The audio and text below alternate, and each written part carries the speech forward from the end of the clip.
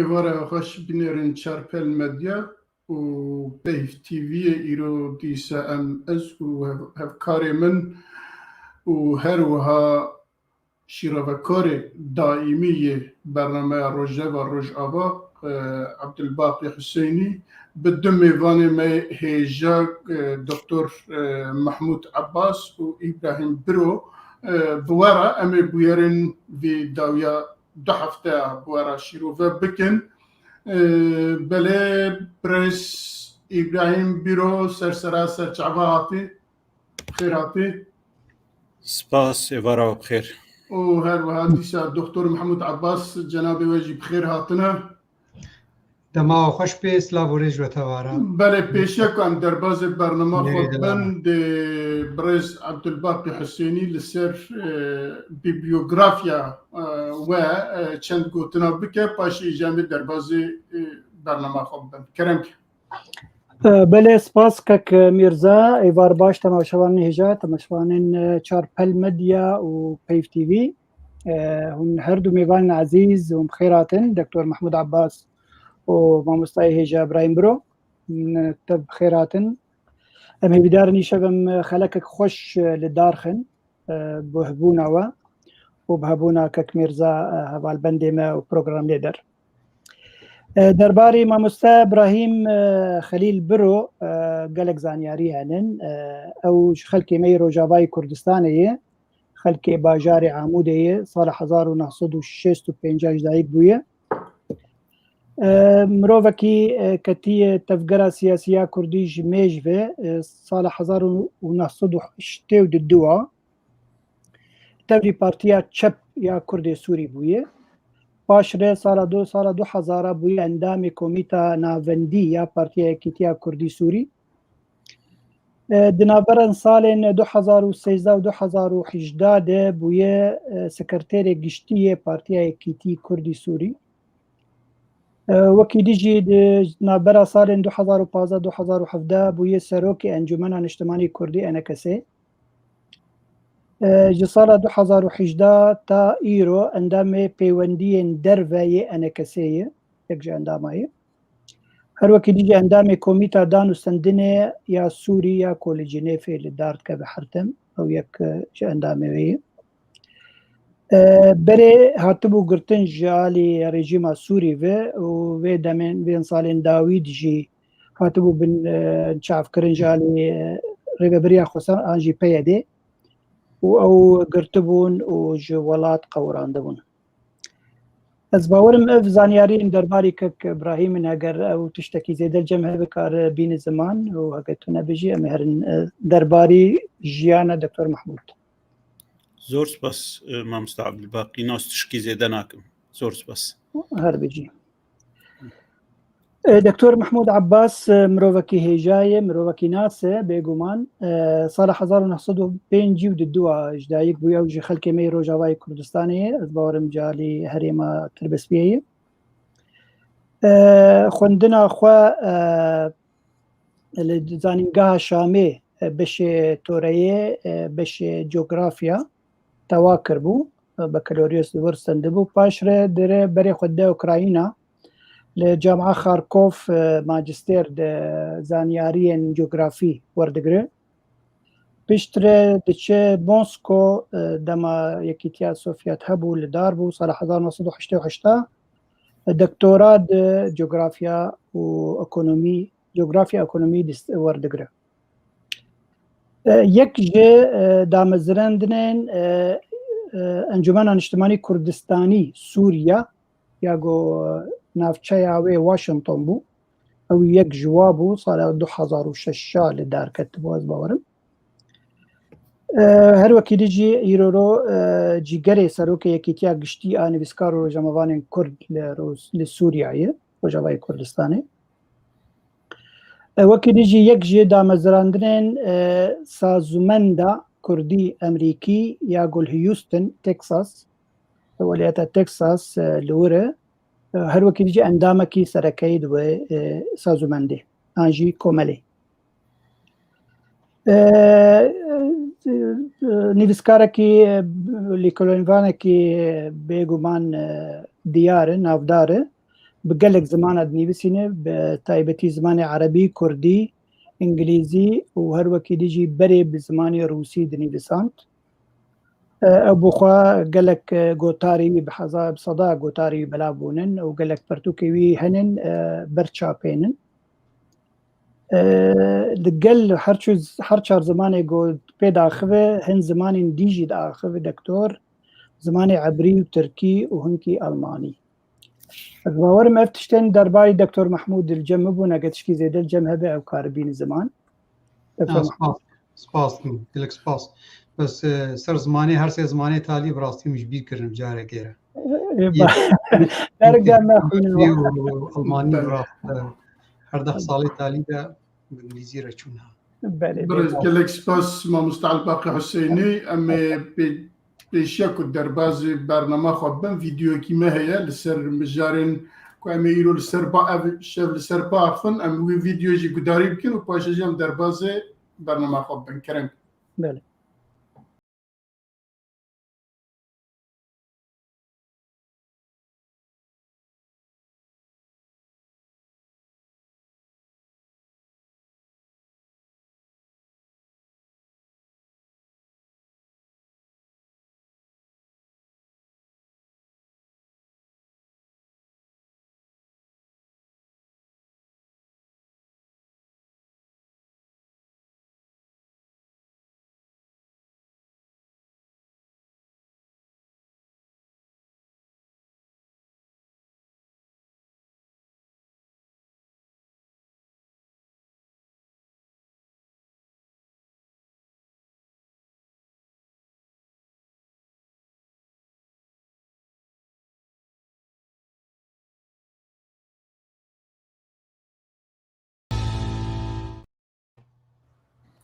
بله دوباره از جبو هر دو میوان ما دیسا بجم هم بخیر هاتنه ام در بازی برنامه خود بن مجارا ما یکم جوینا آستانایه که بیستمین جار اف جوین هات پیکانین لآستانا لقزاقستانه دوی ده البت گلکی بریارن یا اوکن گرنگ هاتنه آخافتن لتشتی که املی آگادارن به تایبت ناوروکا وی جوینی برای بگشتی لسر سوریه لی به تایبت اموسا او تکین که لسر روژاوای کردستانه لسر روشا روژاوای کردستانه اوان هر چار آلیان یا هر سه آلیان هدف آوان اوکه هدف آوان اوکه او کی لروجاوای کردستان قومکی و کردی یا داخوازه کی کردان نه قبول کردن یا نه بجیانی جبوی البته چند بیر او کن د پیشیدا پیشیا کو بچن وی جوینی ترکیه روجه کی پیشیدا به درونا لیدا سه چهار حب کادرین کردی کو به ناوی کردستانی لونه ونا کشت و پاش جید جوینه دار جبو کو جوینه دا هلوستا وی با واکی پراتیک بدن نشان کو سوریه را بجا حتی کو هم وانان لورته بهلن ام جی سوریه درناین و هر وا دیسا جی سوریه جید بجا حتی ترکیه سوریه درنکه ام جی به ترکیه را تلهفتنه کی لهواتنه کی جی ناکن ل دیسا جی وان جوینا ام چیکن بردوام بکن البته گلکی بریارن گرینگ ادنجی هاتن گرتن هاتن گرتن یا جی آخافتن اما از زیده نافم لسروان او که استخوازم بیرو رای و بگرم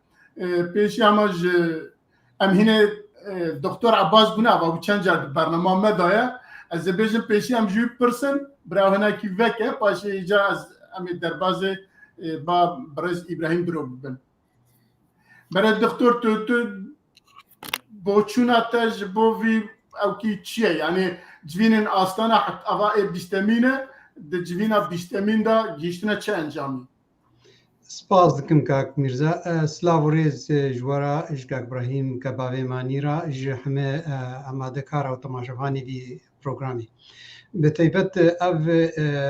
يعني اف كونغراها اگر کم هو جدب که کارم بیجن راس منابع بیستایا لیم هو کاری بکه دی پارچه کمی حتی کومی حتی مؤتمر حجه هاجکه مهود کاری بیجه به انه سر آستا سوریه پیش روجا سوری داخفتن وکا پیش روجا که بگو آرمانجی دی بناب دا يعني سرکبون یا يعني پیش روجا سوری بو لی اب هر دو کمیته داوی و بتیبت ویجه پیرا کاری بیجه اب يعني امتدادك جواب كونغريغو طهراني تشيبون يا الأنقرة تشيبو يا موسكو تشيبو أبد كبيرة بشيدة أبنا دخالت دهنا يك جي خالك جي وقت تداخل كرن بتيبت حبونا أمريكا دهندروي كردستان مهرما غرب رجاوي كردستان ده وياد دواجي كي أرمانجا تركيا وإيران پیش روجا سوري جو بشي كردي داخوازيا منطقة كرد نوكا جو كرد بخوازن نوكا جو أو تشتكي بخنا ناف دستورا سوري پیش روجي ده أو يعني كونغراها بتيبت جدبونك أرمانجا وينا قلكي جوهرترجي بتيبت روسيا أرمانجا ويش بكونغريتشيا دري عملية يعني ويدا خوازيا قد خوازي نزيقبونك نقابات تركيا ورجيم بشار دبكي جبوي قزنجية خو طبعا جبوي برجواندية خو هندروي سوريا روسيا چت خوازي دويدا يعني چ أرمانجا ويش بيها دسرقو أستانا 20 بسر نكد بتيبت یک جه وکا گفته بیراما اصلا وقتی که اساتانا د سپیکر جبونی بریارا 22 پنجو چارا لغوکی یعنی وقتی گفته بیراما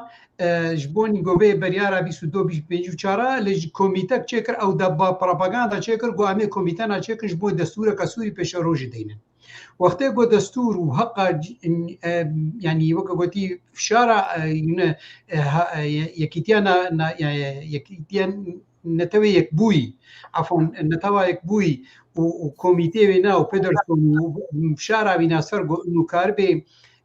دستور که دینه نهات دانین و بتیبت روسیا دزانی بو وقتی گوبه کمیته دانی دزانی بو گوتی جارا دستور نه دانین بس اوج که وکا گوتی پلانک بوش بونی بریارا 22 پنجو چاراج بنی لاواز بکی دماغو کمیته وجه ها آستا که گوش بنی بریار دانینا او وجه پلانا نو درکتی عمل نزی بونا ترکی یا گوگد بعربی بیجن تطبیع نقباوی سوری ده و او استانه مؤتمری هری وی بشه تالید نبشه اولی استانه موقع گمگوتی حجه بری او يعني مؤتمري نو بتيبت ميزاني بريا يعني كاري دستوري بجاري كيرا كوميتي وينا تقريبا لاواز بونا معنا بس بناف جبر ولا جبوني قناوة كي بيده تدريزيني بيدرسون دم كونغرا أسطانا بيستاد آماده كر وداخل ياكرن حتى يعني لافرنتيف داخل ياكرن قد إنه والله تشيكي قال لك باشا يعني يكيتانا يعني نتوي يكبوجك دفي برياري دا اخفن وقد بيجن دا خوازيا واناجك جو انه بكنا ارمانجك او بيش روجا سوري دا بتيبت افتمام او اسطانا اصبخد ميزين انه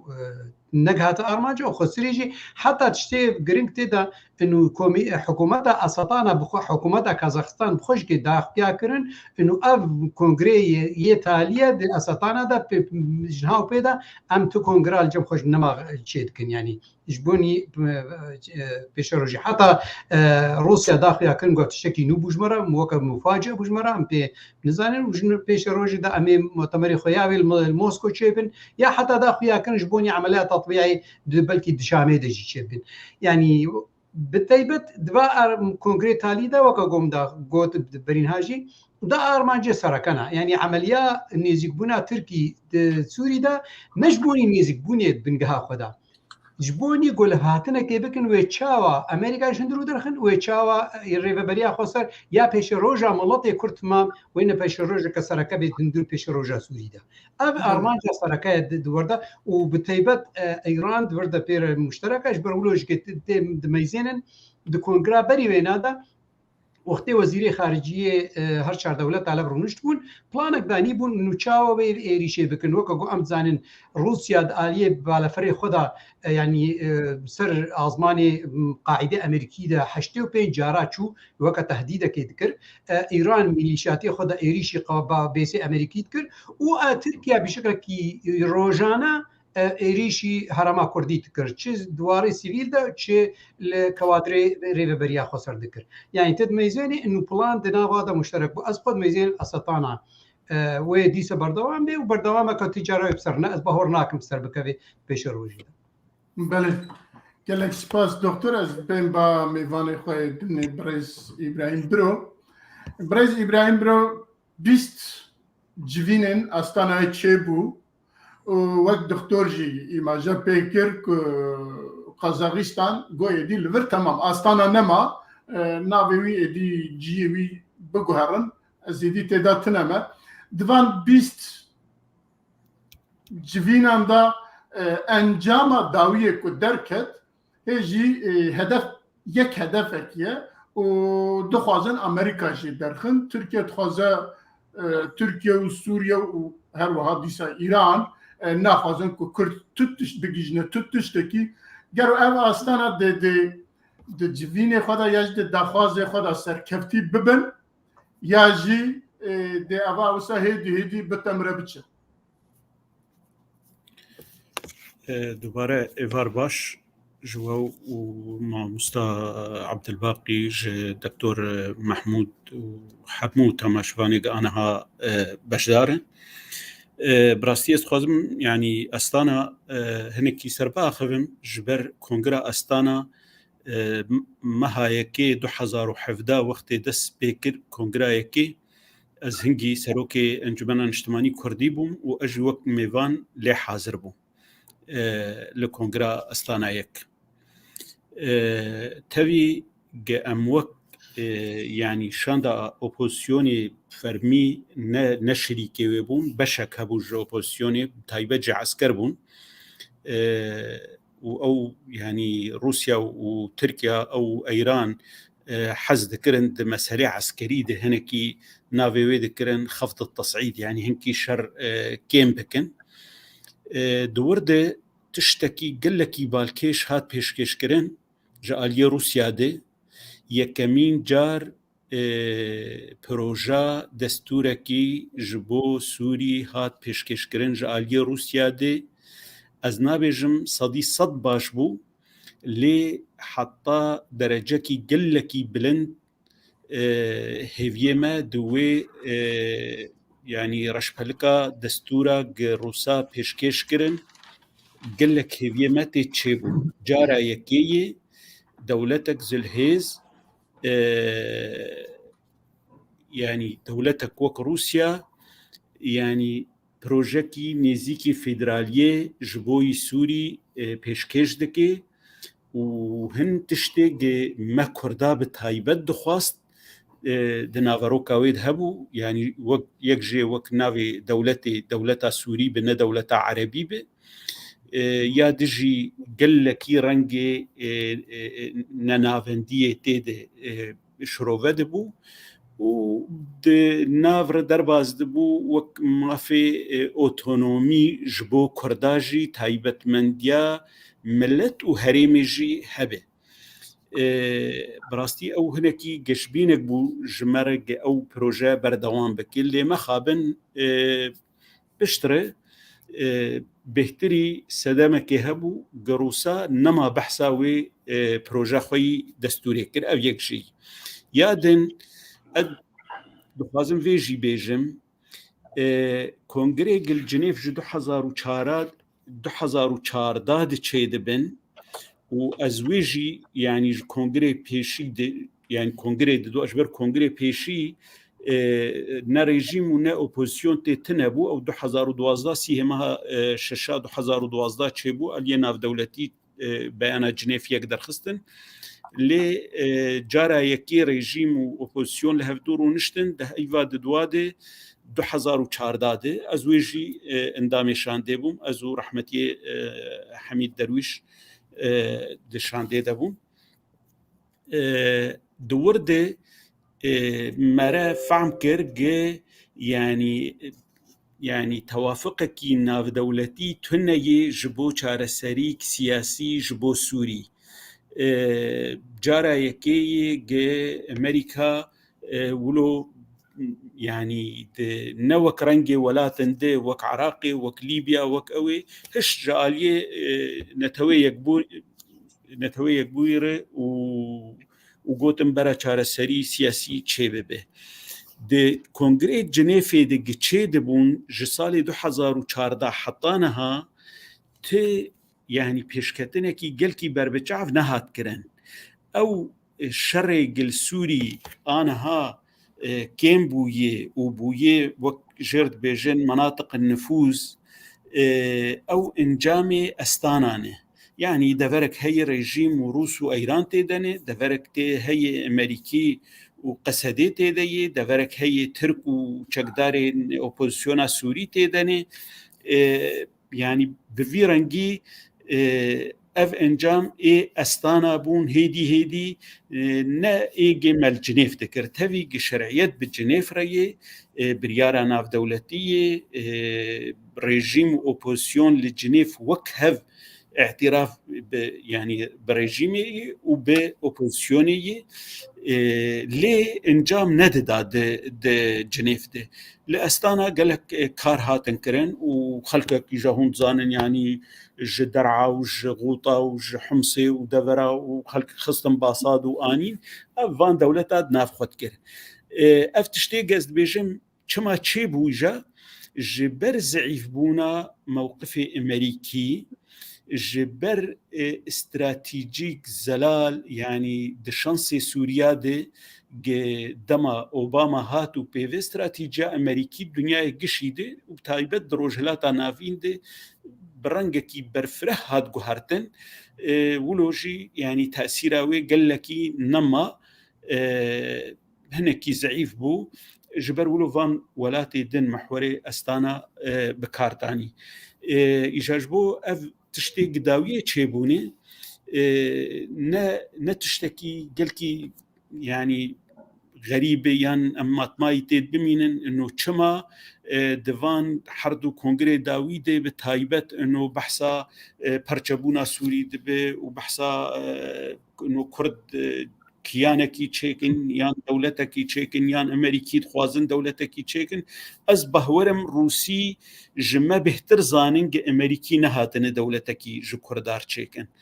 للروس دما بشتي درباسبونا أمريكا سري كانيري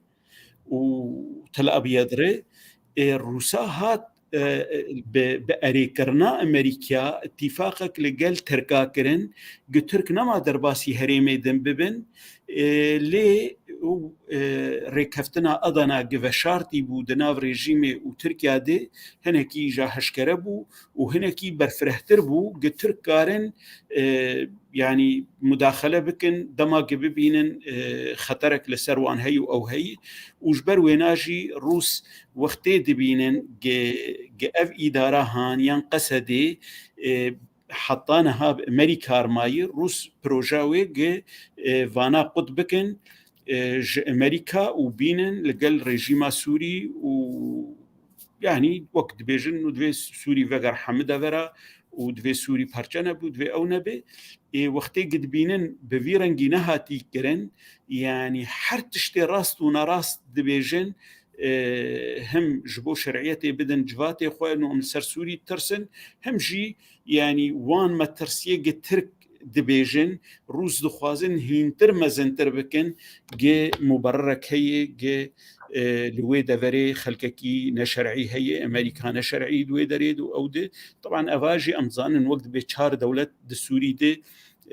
يعني أمريكا وروسيا وتركيا وإيران حريك دوستي واند بيجن أفانا يعني هاتنا أفانا شرعية وشغلنا دوستي واند بيجن أفانا يعني احتلال سوريا كرانه يجبر ولوجي ادبجم انجامي داويجي قد كونغرا بيستاجي دركت تشتكي قلكي متوقع بو ويب فيرانجي دركت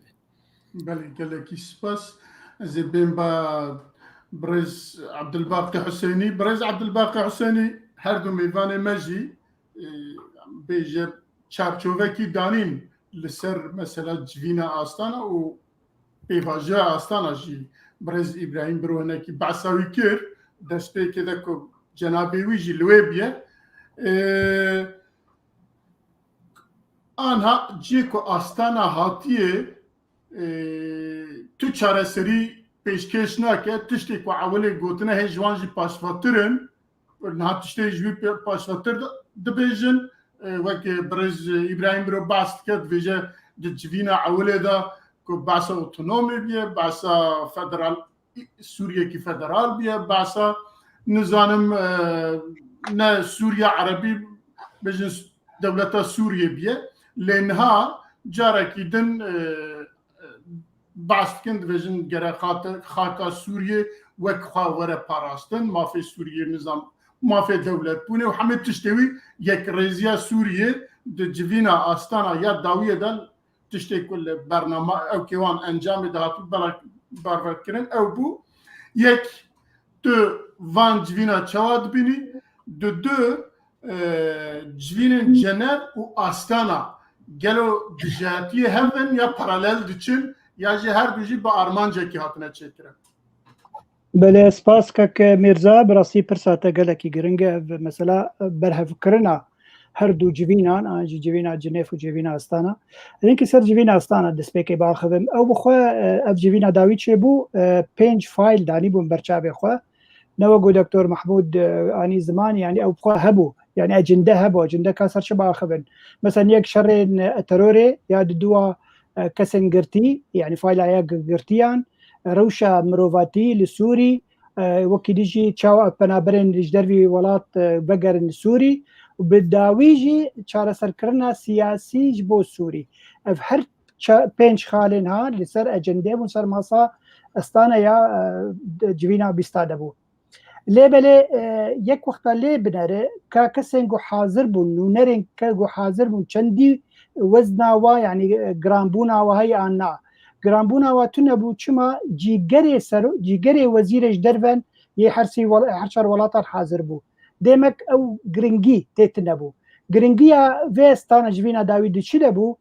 او تلبو دغو امريكا ريجيم بشار الاسد وحكومتها تركيا نزيكي هفكن يعني او ما بس او يكم داوي جيفيني او بوغو حردو كان نزيكي هفكن وبراسيجي نزيكي هفكرن جبركو خريطه ري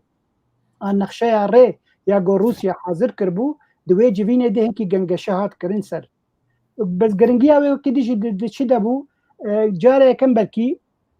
غير بيترشون حاضر دبي دفاع جيفينا ده تقلقو غير بيترشون لاستانا دنري برنگا كي دنري دغو استانا لدجايتيا جيفينا جنيفي جيفينا جنيفي برنگا كي فرمي ناف دولتي ناف نتوي هاتبو بريارا وهاتبو دان لاستانا بريارا ودنا واس سي دولتا الثانيه هاتبو دان روسيا وتركيا وايراني يعني روسيا حرتن تخوازي ولو بال بكشين بالي خوفه انه نائب دولتي ناف نتوي تاني كارن شار سر كرنا ولاطا ان كيشين سياسي كريزن سياسي للجهاني كارن شار سر بكرنا اجي كارن شار سر بكن بتايبتي تركي بالي خو دكشان دقلقو تركيا اندام ناتو يجي ودولتي روجافا في ليبلي يعني وي دوديت او حرد قوتك كان كارن شار سر كرنا كجبو سوري دايما ليه تشتي بالكيش دكتور محمود قلت تشتكي راس قلت انه ايرو استانا نمات خوازه او جبين الجمعيه ببن خوياي اوجي لامباك انجي سيجنالك جا امريكا سندن تشتي تقول نافت الجمت شيد بالولاطي دفجه برد نم عليه جاي يعني او تشتكي بكنينك تكاربيجه فجبر فيها حرسي دوله جي روسيا وتركيا وايران عجب مايمان مطمايمان وانا جي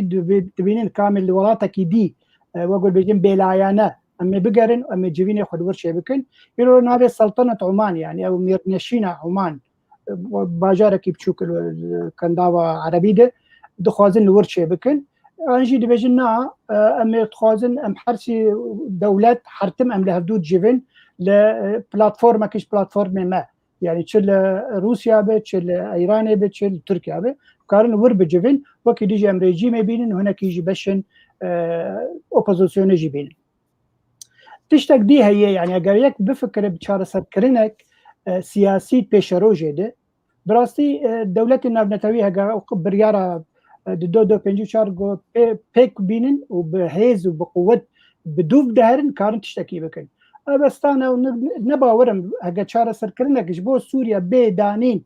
بيشروجه وند سيروسا ده بدست دولة ناونەتەوی دەبێ و دەست سەرسەری واژی ئەمریکا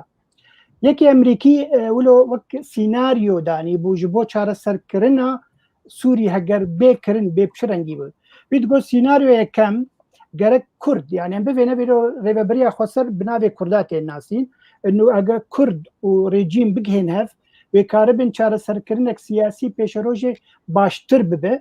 یعنی وێ شەخی پۆزیسیۆن ئاریکی تەنێت بینێ وێ شەخی کارە پۆزیسیۆنێک قانع بکەم ڕەنگێکیش ڕەنگە لەبێر سیناریۆ یەکەم سیناریۆ دووەم گۆ تورکیا و ڕێجیما ئەسەد بە هەبدوو ئەگەر هاتن و هەفکردن وێل سەر حسابێ کوردا بە ئانجێ سەر حسابێ ڕێبەبەریە خۆسەر بێ ئەف سیناریۆ دوایە لەڤەرژی دەولەتن هەن ژێ رازی بن وەک رووسیا ژێ رازی بێ لە ئەمریکا ژێ نەرازیە ژبەر مەسەلا نزیک بوونا تورکیا ژێ ڕێژیما بەشار لەسەد دەبێ سیناریۆ سیسیە بۆ کورد وەک ڕێبەبەریە خۆسەر ئانجێ بێژن ڕۆژهەلاتی فورات و باکووری فورات بۆ هەردوو لە هەردوو وەرن کارن وێ چاخێ یعنی ئەو ڕۆلا تورکی بێ هینکی کێمترین وەکی دیژی هەردوو دەولەژی چ رووسیا بچ ئەمریکا بێ و بێ چارەسەرکردنەکەی بێ قبولکردن وەختە هەردوو پۆزیسیۆنەکان بێژن کورد و پۆزیسیۆن عەرەبی بگەین هەف لە هەمبەری ڕێجیمێژی ڕێجیمە شەخی وا قبول بکەوێ کار بە چارەسەرکردنێک سیاسی چێ ببێ یعنی ئەو سیناریۆیی گەلک ئەو گۆتارێک سیاسی بوو یەکی ئەمریکی نویسانێکی بەرپرسی ئەمریکا نویسینێ لێ پێشەڕۆژێدا هەگەر بوێ نەvێن مثلا سووری چارەسەرکردنا سووری دوو درێژێ نەگەلکی ڕەحەتە هەردوو ژنە ئەستانە ژونە جنێف بەلکی یعنەگە پێشەڕۆژی ژبەری ڕۆنەما قبول دکن نای جنێف ژنەما قبول دەبێ وەک باژارێکی گۆکارە بە ئۆپۆزیسیۆن و ڕێژیم لێ ڕوونن ئەو ژنەما قبولکردن جالێ رووسیاوێ بەدخوازن وڵاتێکی دی ببینن بێلایەنە کارە بن وەربژبن سیناریۆ گەلکی دوو درێژ و گەلکی مەسەلە گرێت کورتیە بله لی واد دیاره اف هویر زده آف بکشینه اما جی لبنیره کچ که آوا ما تردکه یا نه یا جی آوا جیهانی تردکه یا نه حتی که اما ببینی کچه آد به برای اگر میوان ما تشتکی دن لسروی مجاری نبیجن اما در بازی مجاری والله خالك اول بتوجك کرم که دکتور مزینا چه کنگره دنیای وقتی گو سر پرزگریکا که ناف دولتی بی چی یا ناف ملطا بی بتيبت سي چار كونغرات تدبيني سراستي كرن يعني كونغرات تدبيني يعني هرواندنا امبراطورية عثماني دو كونغر دو سهاتنا داني بشتي سير جهاني كي سراست كرن ايرو جهايا كوميتا وقاقوتي مؤتمري بيستا يه بيستاي اسطانا ام بحثاي در دورا ويناكن يگو بيرناكن چند جنيفي چيبونا چند باش قبض زي چيبونا چند كوميتي گو يعني يگو ميديا جي بي نزاني دمك گو اف تمام يعني وقاقوتي تي ارمان جنبون بتيبدو كاكا بابي ماني يعني چه کنگرا گو به دانی به تایبت کنگرا گو يعني ناف چد ناف جيگري يعني يه وزير دربه چه حتی ناف یه وزیر درب خارج گیبه به تایبت پلانی واهنا و پلانای که و دو سیادینش برگود بدن خویا کنش دنیای را انو اف کنگرس تر آستک سر بنگه که هاتی دانی نش برخواه دانی تلی میزینه که ابراهیم گوتی مثلا جبینا یک امینی استان وقتی گو دانیم جبرگو هنگی سوریا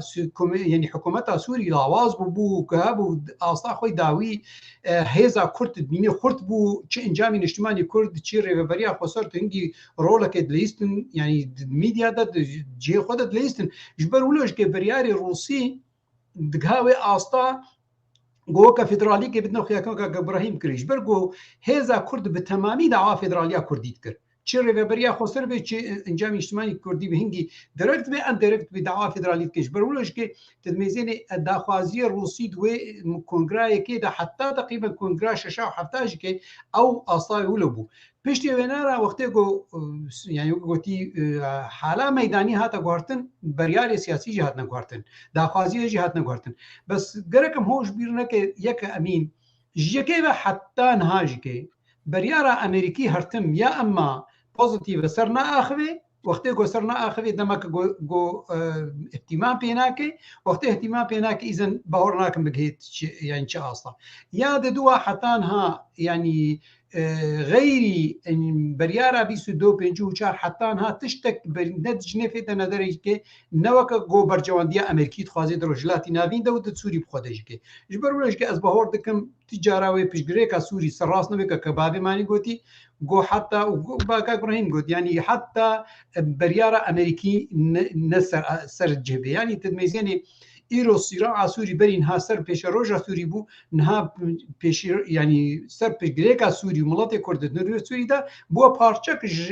پرچونا نقبا أمريكا أو بكاري بيجي نيتو أمريكا وروسيا دا يعني أم بونا پارچك جوي أصلا تدميزيني بيش غريجا سوري دميزينن وكا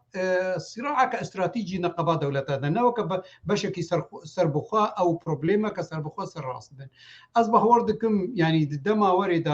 حتى امريكي وروسي لبنكن سربش جريكا اوكرانيا واجي دسوري دجوي نبلكن برجوانديه هر دولتانا وام تمام تشب سبيشاروجا سوري به تشي ملاتي كورد به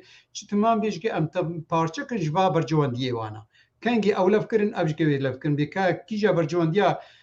امريكا وروسيا تخوازي كرد بشكي مظن بد فيش روجا سوري دا يانا بس خوش امزانن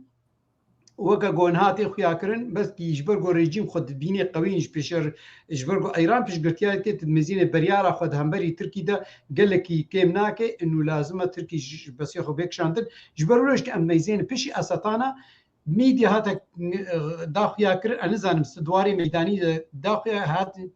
بيك اني ميانا انه بس بيسي تركي حمد بخوكشاندن بيشتي خطا امشار بلكي ميديا يعني بحسها فكر انه تركيا بيسي خويت ماي بكشني اوبوزيسيون جوختي خوانكشني وتركيا صرفت كي منطقه ادلبي منطقه كقالك مظن ويخو بكشني جبو سوري وسلطه سوري وروسيا بكافيجي هذا اباها قالوا يعني لفاتنك بود هندروي اسطان هذا يعني لفاتنا كميدان يد نقبا روسيا وتركيا طبعا سوريا تابعي روسيا يعني وقلت روسيا بردافكي سوريا دي مجال ده قالوا لفاتنا نقبا روسيا وتركيا تكرن في مجال ده يعني تركيا براستي تخوازي خوش بوزيشني خلاص كي هنو قاب اب تمام كبي هي مو كم هو زاني دواري ميديا دي دواري عملي ده دبيش بردي ده تشتي كرن بحاله كديا اظن دكم امريكا تمام يجبينا شعبي نقرتيا لي حتى انها ما دام تعداري برجوانديا منطقينا بي يجبر روشكي والقاسي قرناكي تميزين يجبرقوا برجوانديا امريكي بتركي رجالك خرطة شعبي خوشفا إيريشي قو تركي لسر هرمي دكي أما قريداية برجواندية روسيا أمريكية منطقة ده أبا سطانا ما سطانا بلكي بي سوبينج وبيهترج كيت بنافنا دي بري بنافي أسطانا وصوتشي بون بلكي بنافنا دي ورن لا ما مستا مرزا اسمون كتاي أزي هنك تشبيجم ما بحثا أسطانا كر أف كوميتا دستوريجي انجام سوتشي او جناء انجام جنيفه جارد عيني فان ولا تاكلي شقر يعني تشبريارا دو بين شاربي يانجي بيانات جنيف يكبه چاره سريا نقشا چاره سريا سياسيه شبو سوري دس بي بقناغك وجهز هيئتك تشبه حرتش دستي ويده به جاليه اوبوزيسيون وريجيم دي وكارب حرتشتي دسبيك دسبيبك اجا وقتي كوميتا دستوري تشيبو ما دولاتك يد ممكن دستورك بكاربي وريكفتنك سياسي تشينبو به يعني نا دناف سوريا بخوب خود ناف سوريا وريجيم اوبوزيسيون وريجيم دي ندناف هيزي ناف دولتي دي تاني هاتن خالك جخالي فان بريارا برن و بيكار كرن بيقومان إما وكيجا بشي رسمي دي اوبوزيسيوني دي ما تشتاج امريكيارج اوروبياري وبتايبجي غوتيرس ري يعني 2020 جي و 21 جي و 22 جي و 23 جي 21 و 22 هر جاري ام چون نيويورك ما يعني امين داري قشتي UNDP ما قوتي باش تشاور هون ولو هنكي خالنا تينن او دكن وەک ئانەها دکتۆر کەرەم کرد گوت ئێمە ئەم یوئن ئەم نکارن تشتا چارەسەر بکەن بتایبەت وەختێکی دەولەتێ مەزن یعنی هەن وڵاتم بچووک بن ئەم بە ئالیکاریا وڵاتی مەزن چارەسەر دەکەن لێ وەختێکی دوو وڵاتی مەزن دووە چێ هەفدەنە سەر خاکا سووری و دوو وڵاتی هەرێمی مەزنژی دووە چێ هەفتوو دەنێ گەلکی بدەستمە دەرناکەوێ و بتایبەت پشتی vê sala dawî gê şerê Rusya û Ukraynayê nemumkin e tewafukekî Amerîkî li Rusî çêbibe li ser çareseriya rewşa Sûrî mixwast ez vêna û a din jî ez xwazim bêjim çi tiştê gil estana û li Soçî jî çêbûyî mexabin yanî di dema dîmistora de dîmistora çavdêriyawê dikir aniha jî Peterson çavdêriyawê dike yanî UN neteweyek bûyî jê nedûrin û ev jî mena wê Amerîka û Ewropa nabê jinek heger bê jinek neteweyek bûyî ne tê Soçî û ne tê Astana jî باقی تشتێک لێ زێدەکی هەیە بەێ کەرەم ما گوتنا مامۆستا برایم جێ خودێ ینی ئەو وەختە نونەرێ خۆت شینێن نو باش ینی هەولدانە کرد ورجی هەیە کا بنەر ئەو هەولدان حتا چی دەرەجێ جددیە کاوێکارە بتشتا چارەسەرکردنەکەی بە سووری ببین ئانا یعنی ئەو حرتم نونەرێ خۆتشینن دەولەتی ناونەتەوی لێت خوازم تشتێکی بێژم دەرباری ئەستانە ڕۆژنەما یەنی شەفاق یا تورکی نیویساندبوو گوتبوو ترکا ئەس دوێ ئەستانە جوینا بیستار واخستبوو گوتبوو دوێ دەستور بێ نەگوهرتن بە هەمی دوێ بێ هەن تش خالن وێ بێن گوهرتن دوێ ئەف داخواز کردبوو گوتبوو دوێ هەلبژارتن وەختا چێ بێ هەلبژارتنێک زەلال بێ نەسەختە بێ دوێ ئەو ژی لە سووری چێ ببێ وەکی دیژی ئەو کەسێن پەنابەر دەما گۆڤەگەرن گەرەک بەگەرن بەرەنگەکی ئاشتیانە جێوام سەوگەر بێ تعدەلوانەیە و یا داوی دوێ گام ئالیکار بن بە هەردووش بۆ شەڕی تەرۆرێ بکن بتایبەت دیژی پێکەکێ و یەپەکێ یعنی ئەف چار خاڵ تورکیا خۆستبوون دوێ ئەستانە یا جوینا بیستا بێت متخۆس ez dêbêjim ڕۆژنامە تورکی زاv divê meriv wan zêde bawer neke ji ber ku her yek ji wan tiştekî dibêjin û lê zêde dikîn kêm dikin lê bi taybetî mesela Kurdî di nav ewkê Astana da ewkê Tirkiyeyê ji bo wî jî û Îranê Sûriyê jî yani her sê dewletên dagirkerin elbet naxwazin Kurd bigîjin mafê xwe îca ji bo wî bikarbin çi bikin dimîne li ser me Kurda ka em çi dikarin bikin divan hevdîntina de em dikarin çi xasa ji bo berjewendiyê xwe kar bikin bigîjin qonaqekî ku em jî pê razî bin dimîne li ser kar û barê me belê em êdî derbazê xalekî din bi xala xwe duduya bibin kak ez ê yek xafidê weke rexnekêkim belê li hêzamay Kurd mezîne di asatana yek da û asatana du heta hingî destpêka wê de hêza Kurd ew piştgirêka miletê Kurd welew bi şeklekî direkt nehat rastkirin bes gelek ser dihata sekinandin وەکە مەتماما ژی گوت نامەسەن gelekî direkizên ser mesela enu Sûriya ne parçe nebe û çît nebe û divê axivê di hingî de ser vê pirdeyekê nesekin ji ber ku hingî hêza Kurd bi rastî bêtir rola xwe dileyist lê mixabin lawaziya wêna û pêşkû paşketina wêna ji mesela federaliyê û ew nakokiyê di nav xwe de heşt got heta dewletê îro gol ser asatana wê xeyrî asatana piştî asatana demên dilmezînê piştgirêka Kurd بشكل اندركت بوا درجات دوا سيا دبيش روجا سوريا از بهور دكم يعني ما دربك قالك مظن خصتيا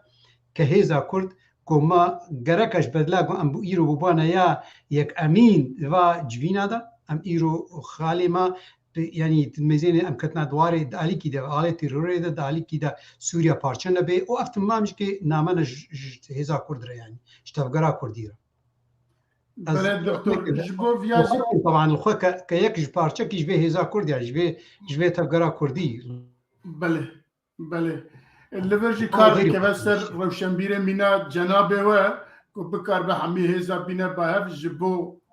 çareserî ji bo daxwazekî Kurd ku bigîjin rêzekî xetekî ku bikarin bi hevra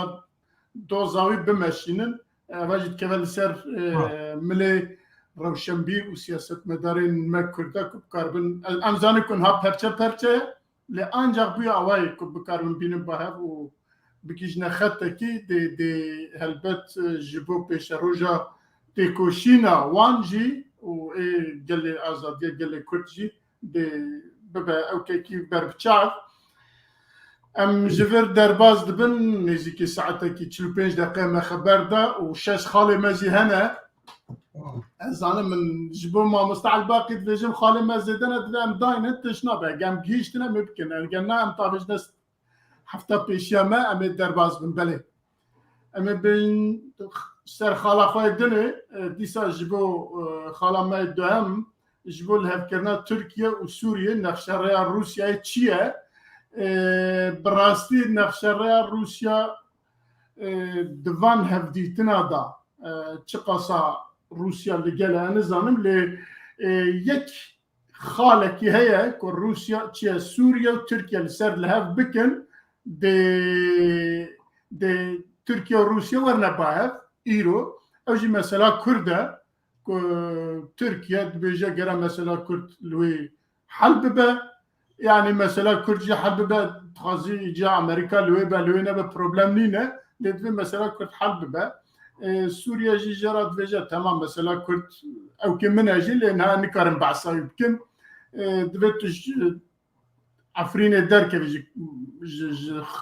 جيت كنت داقرت دركه انت كارن لها بكن لنخشريا روسيا از جواب برسم برز از جراج برز ابراهيم برو برسم قال سيربيا تش او كي هنا يانا زانستوي ياجي تشتكو بهيستيا هنا يانا اما جوي ببيسن برز ابراهيم برو روسيا د الهفكرنا تركيا او كده قازانجاويتشيا يك قازانجاويتشيا د الهفكرنا سوريا وتركيا ده قازانجاويتشيا و دديا د باندورا اللي سر دولات الدنيا جيب بالطايبه سر امريكا تشلتا بله قزنجا روسيا لهفكرنا تركيا وسوريا دي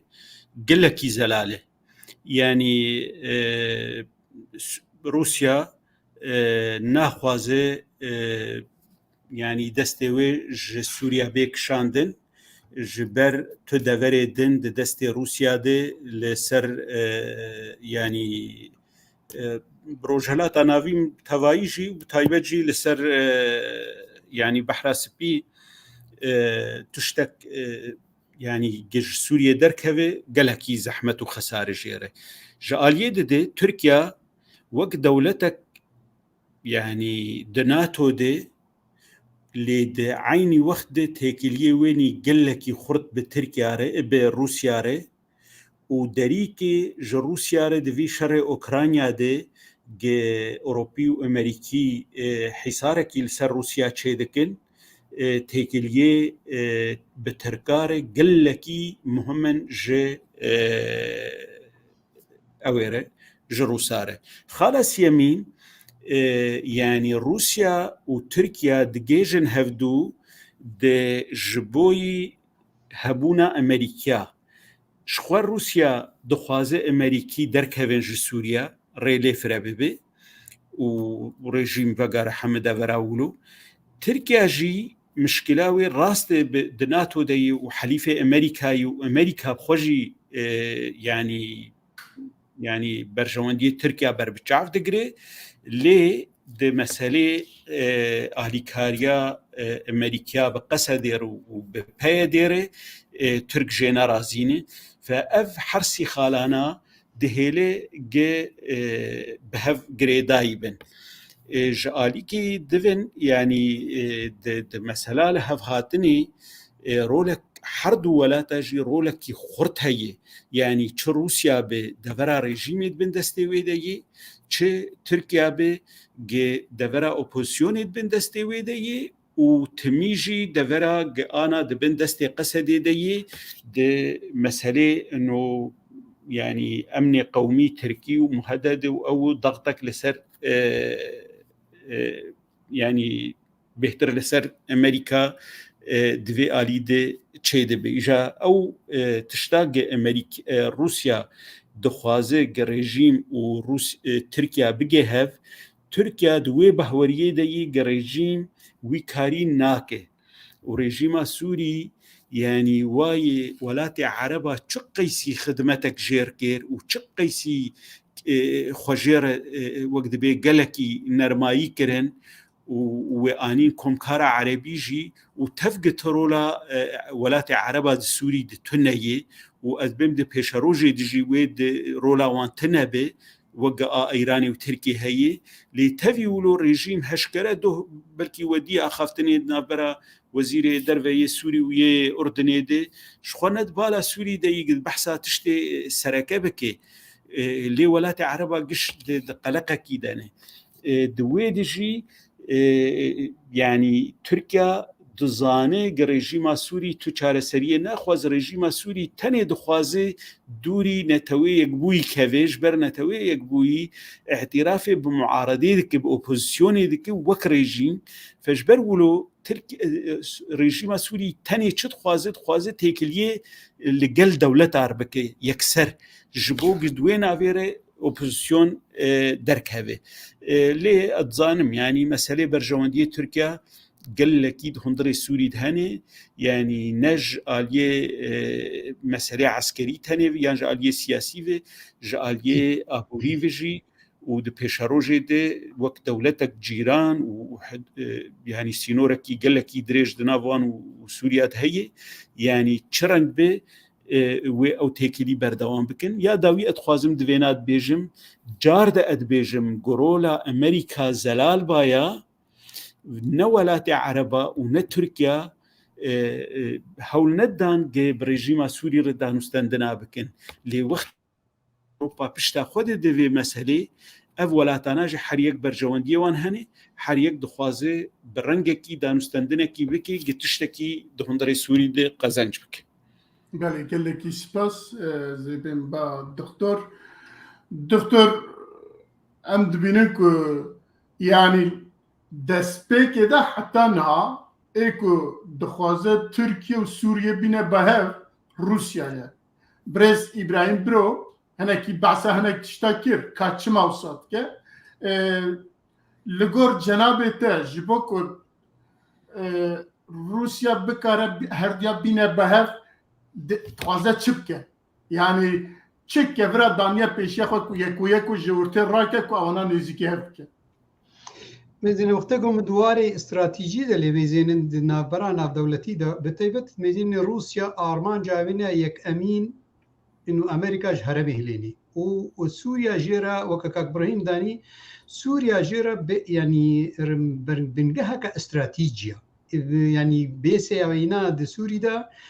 وقت بيجي نيف نافاروكا هبونا ويد رجلاتي نافين تمامي ديا جبرولوش كي ارمان جاوينا دواري استراتيجي دا امريكا تشقاسي كاربي لاواس كي نبس د سوري دا دهند رجلاتي نافين تمامي دا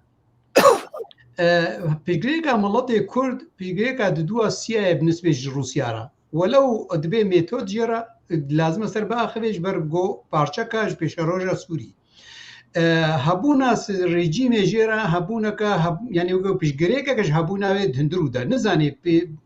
رژیم کا وره پیش سوری بګره و نفس وات کلیا روسیا عرب کې انا ابها د کبش برولش کې تشتکی آمادن ها حاضر جیرا تکلیات کې او پیشګرتیا ایرانی رژیم را و هر دوج کې وګ غوتی میزان روسیا بالنسبه جوار وارك استراتيجية دندرودا أما بالنسبة لتركيا دوار استراتيجي دا نهبونا أمريكا جيرا نا استراتيجية هبون مشكلة بروبليما بيشاروجا هرما كردية بيشاروجا سوري كا كرد وچقاسي خورد من دندرودا جبرگو نو هبونا كرد روجاوای كردستاني دا وقتی گو خورد به هایت بيشاروجا دا باندورا خل هبونا كردا دندروي تركي دا بكي قبل دوارك استراتيجية ده تركي الفيد ميزينه وحتى كدكاري دوي كديك يعني تركيا مستعدة صبت يعني دفج أبوزيسيون تمامي جبردي یا لشکری به یا حتی یا سیاسی جی به که گفته دیرامه چلو د 24 روزه دفج اخوان مسلمین مصری تمامی برداشت بود تکلیه خود مصری را بکی یعنی جی ترکی ردوار استراتژی ده هبون و نبونا مناطق کرده هیزا کرده دندروی روجاوای کردستانی ده نه ایرو بس ریبریا خسر پیش روز ده کی بیش که یعنی هزا که کردی خورد به پیش روز سوری ده او یا استراتژی ترکی را جبرولو از بهور دکم تکلیه رو ترکیه را طبعا دوار چارچوب سوری ده بیشون دوار استراتیجی ده وقتی که دبیجید به از فشار که برد مثلا امریکا روسیا مثلا ترکیه پکتینی ده فشار برد سر امریکا نگو انه ترکیه تخوازه ما گفت دیجماتی که ترکیه بروب امریکا ربکی نه دخوازه پیشگرتی امریکا جهازا کرد ربکیم کی او نه وقتی که دمیزینی افکین ببی یعنی بتایبەت ئیدانێکی هەبوون نەبوونا کوردان جەموینا یعنی چی گوتی لاواز بێ دەمەزیێنە ترکی دەزەرفێ ساڵێک و نیوێدا سێ جارا پلانی خۆ گوهارتنە سێ پلان گوهارتنە دەستپێکە دەتخوارێت خۆ دوارێ دیبلۆماسی دەچلۆ بێ لێ ڕێبەریا خۆسەر و حتا ئەوێدی هلێنێ مثلا انجام اجتماعی کردی بگه بشه کی گلی کی بچوجک تابع ائتلافه دواره دو داخته گوچک نبو فشارک دیپلماسی ایران و روسیا خست قانع بکه گو بهله گو فشارک برد سر امریکا ده بکوی 3 کیلومتر بکوی وقتی گو پیو نچو مدید گویدان که دست پیکر عملیه قبول بکه و که روسیا تخوازی عملیات تطبیعی اف تطبیع عملیات گاوا سیاسی ترکی را یعنی پلان دولتا بلاني وينا قال لك جرينجن يعني نوع مؤسسات هنا تشادين لأز خد ما يزينم انه كما روسيا مثلا تركي بيك تاني دا يعني وقتين زيجبونيت كي كما دا امريكا بسكني دبنجها خدت ميزاني انه وقتي جو في قزنجيه بكي هيا باندورا وينا دري سوري ديش دركبي نبس سوري دا او خد ميزاني وقا جوبرين هم جوت سوري بو بارتشك شري نقبا روسيا امريكا د سر اوكرانيا او وقتی که یک ترکی نزدیک خوبه که های باندورا اینا نیتو خوشی بکرن یعنی حتی جانا آخرتن انتکرن انو ترکیه دجی سوید و نروژ دجی سوید و فنلندا بکوی یعنی نیتو دا انو حتی یعنی رولک روسی ده هیا از مایزین انو خالد دو امریکا چما بجردیل وینا کی وقتی گفت بیشند به مثلا پوزیتیو ناشتغل چیکنا کی استراتژی امریکی د بهر ده ساله تالی ده استراتژی کنو هيا نما او بنگا بندورا لشکری مازنو کو بری ویتنام ده وقت د افغانستان ده او باندور هاتیه گورتن ایرو خوازه استراتژیک هبونا خوی باندورا خوی سیاسی دیپلماسی کی ده هبونا ک لشکری گل کیم ده ميزان النهضة جندية بتسوريا بس باندورا سياسي قال لك خرطة يعني وقت يقول ناشتغلي دمك قونا خوازي يعني نموافق صار نشتغل يا بيتني كافية انه بريارة خد دي خياكرن وقت يقول درباري بيس استطانا دا تجارة نشتغل يا نشتغلي كيم كريا دمك قو انه ابان تدمنين بيس استطانا بصر نكت اذن او نيجاتيفا ناخذتنا امريكيه استراتيجيه ودي خويا كرن يعني نه معناه ان امريكا غير قدر كبي والله بريارك او دولتي بتشش بيجو ازدجي تركي هبونا تركي مدردا غيرك روسيا در كبي او ابي هاد بيجن يعني او اسلوب سياسي دبلوماسي امريكا ابدا صالي تاريدا دبجي اسلوبي بردا بيجن اسلوب يعني ايريشا دايركت ايريشا يعني خوياي ميديا دا سر دولتي دي او استراتيجي هاتي غارتن بعقدات عليده هذا صارت استراتيجيك نوا ابناء اصبحوا دكم هنا بهتر سربك يعني بريارة خد هيني برينا انديركت هبونا بينا دروجلاتي نافين دا بتيبت ايرو دروجاواي كردستاني دا هبونا يعني تدميزين دكبي برجوانديا امريكي دا وبرجوانديا امريكي حتى هيك ديك وحتى دا ما كدريج كاس بهور دكم او برجوانديا هنا جيتي خصن انه الور بمينه وبشروجا ملاتي كرد يك بشروجا جرين بي قزور المغرب كما بدريج كر ايرو يسركا هيزا سركا ياغو امريكا يعني يوغو غودي سيقتي بيتيني وبيش قرتيبك يعني كريد و حتى كاريبيجي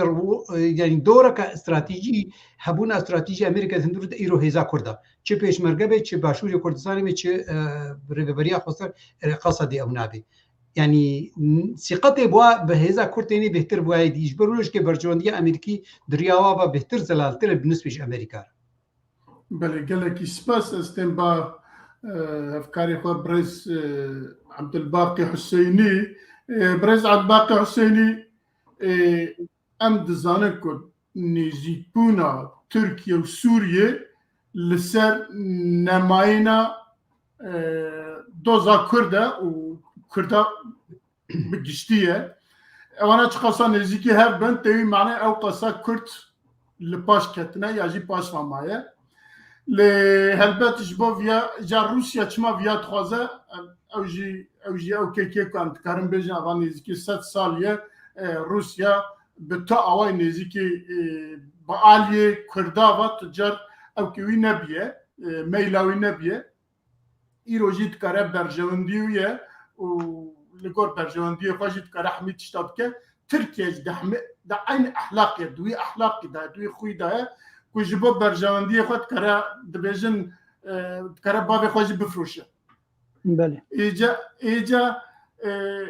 ام بیجن نخشره روسیا با آوای که دبیجن تخوازه و بکه لیلی بشار اسد چی به کنکار عربی هنک پشتاوی تواتر بیه همه بیجا همه تشتی روسیا جی قبول نکه ادنا جی قبول نکه و با آواکی دنجی روسیا چوات کاره ایران کلکه کی بهیله بله چونکی لهوهاتنا سوریه و ترکیه با آواکی د برجواندی ایران داجینینه راست جناب تجبوان همیا چد بیجه بله گلک سپاس کک میرزا از برسبه همی پرسیته بدم وقو ام دزان ایرو نقش ری یا روسیا نونره پوتین بتایبەت ناوی الکساندر لاڤرینیتیف دبیجه دبیرش ملکا و نخشاره هانه هیه و کسی لاستانا جویان همیجی اوکی کرنن دبیجه باشد او نخشاره باشه لیبل ایران هنک پیشنیار دکه و دبیجه خن خالا دخوازه بگوهره جی آنجی نل گور برجواندیه نوینن و گوتک جبر وی هاوی دبی افرش بلک حاضر لیبل هلوستا رژیمه یا اسد چیه و گوتجی کرم کرج بران رو پشتاوی هاتین که تنکرن جاری دولت عربی و جیگری وزیرش در وی سوریا ناوی ایمن سوسانه چه بیجه دبی او چه به نقشه یا ری یا روسیا دوزا ترکیه جمع چه به او نغم جمره غمامه یا کم و یا سرکه او گور ترکیه جحمی خاکا سوریا درکده هگه او در نکد تنخش و تپلان روسیا ویدی او پیک ناین پیش روجه و بریار خدایه درباری کرده براستی راگهاندنک جالی مروفه کی ناوی چیا کرده نونر ربابریا خسره او دبیجه دبی اگر ترکیه و رژیم اسد گهان هف بالسر برجواندین مبه بالسر حسابه مبه دیمک ام دترسن گوهاگاب مثلا هاتو کرن و چاخه و سوریا و خاک نمین خاک و پرچه ببه یعنی افجی وگو بیجن گوتنه که آن سیگناله که جربابریا خسرش بوری جیبه اگر هاتو و ترکیا الهفكر ام كارن بيجن اف دولتا روجافاي فرات امي بكن دولتك وامي بيجن ام فام هنن وامريكا جيل هوليه ونما كان ويش اخي تشتكي بك يعني براسي الشرك تيكرن انديركت جو دكتور محمود قلت يعني شرك انديركت ما اف هيزين قول سر عردين لسوريا دبه ويروح حريق جيت خوازب برجوانديين خو بيك بيدن يعني سلافوريس طبعا حميد تماشاوان هجا قال لك تشتن قوتن خوش نفسين دكتور محمد جمعان تشقوت دبي روسيا حرتم لسوريا الدره اگر سوريا تشندي بهزبه بچخي روسيا جي بهزه يرو قام زان شر جاني نبر روسيا وامريكا دهيه تشل اوكرانيا تشل لسوريا وده اگر سوريا لاواز وتشكي بسرنخه ونكار او جيران خو الهبدو بينه ودمه رولا واجي لسوريا كيم دبه يعني تربيه بجنب تبعي خوشكا جوهر جي تشتغل لك خوش قوتبو درباري وقوتبو برجوانديه روسيا حرتم البرجوانديه خدنره باش البرجوانديه دولتين جو اليكار بير تيكرن والله از هگر درفت هبز هنك ولو خال مجمع دانين از ولو بكرتاي بيشم كرمك يعني از نظام يعني انا ها راجهندنا عربي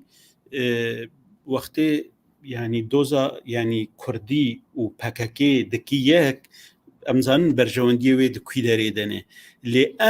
لي بنارن جي قضيه كردي و باكاكا يكي او تشتكي قالكي غلطه قالكي شاشه وام انا وكردستان السوري ام قالكي ضريبه سياستا في ريفبريه و باكاكي و اوي امددن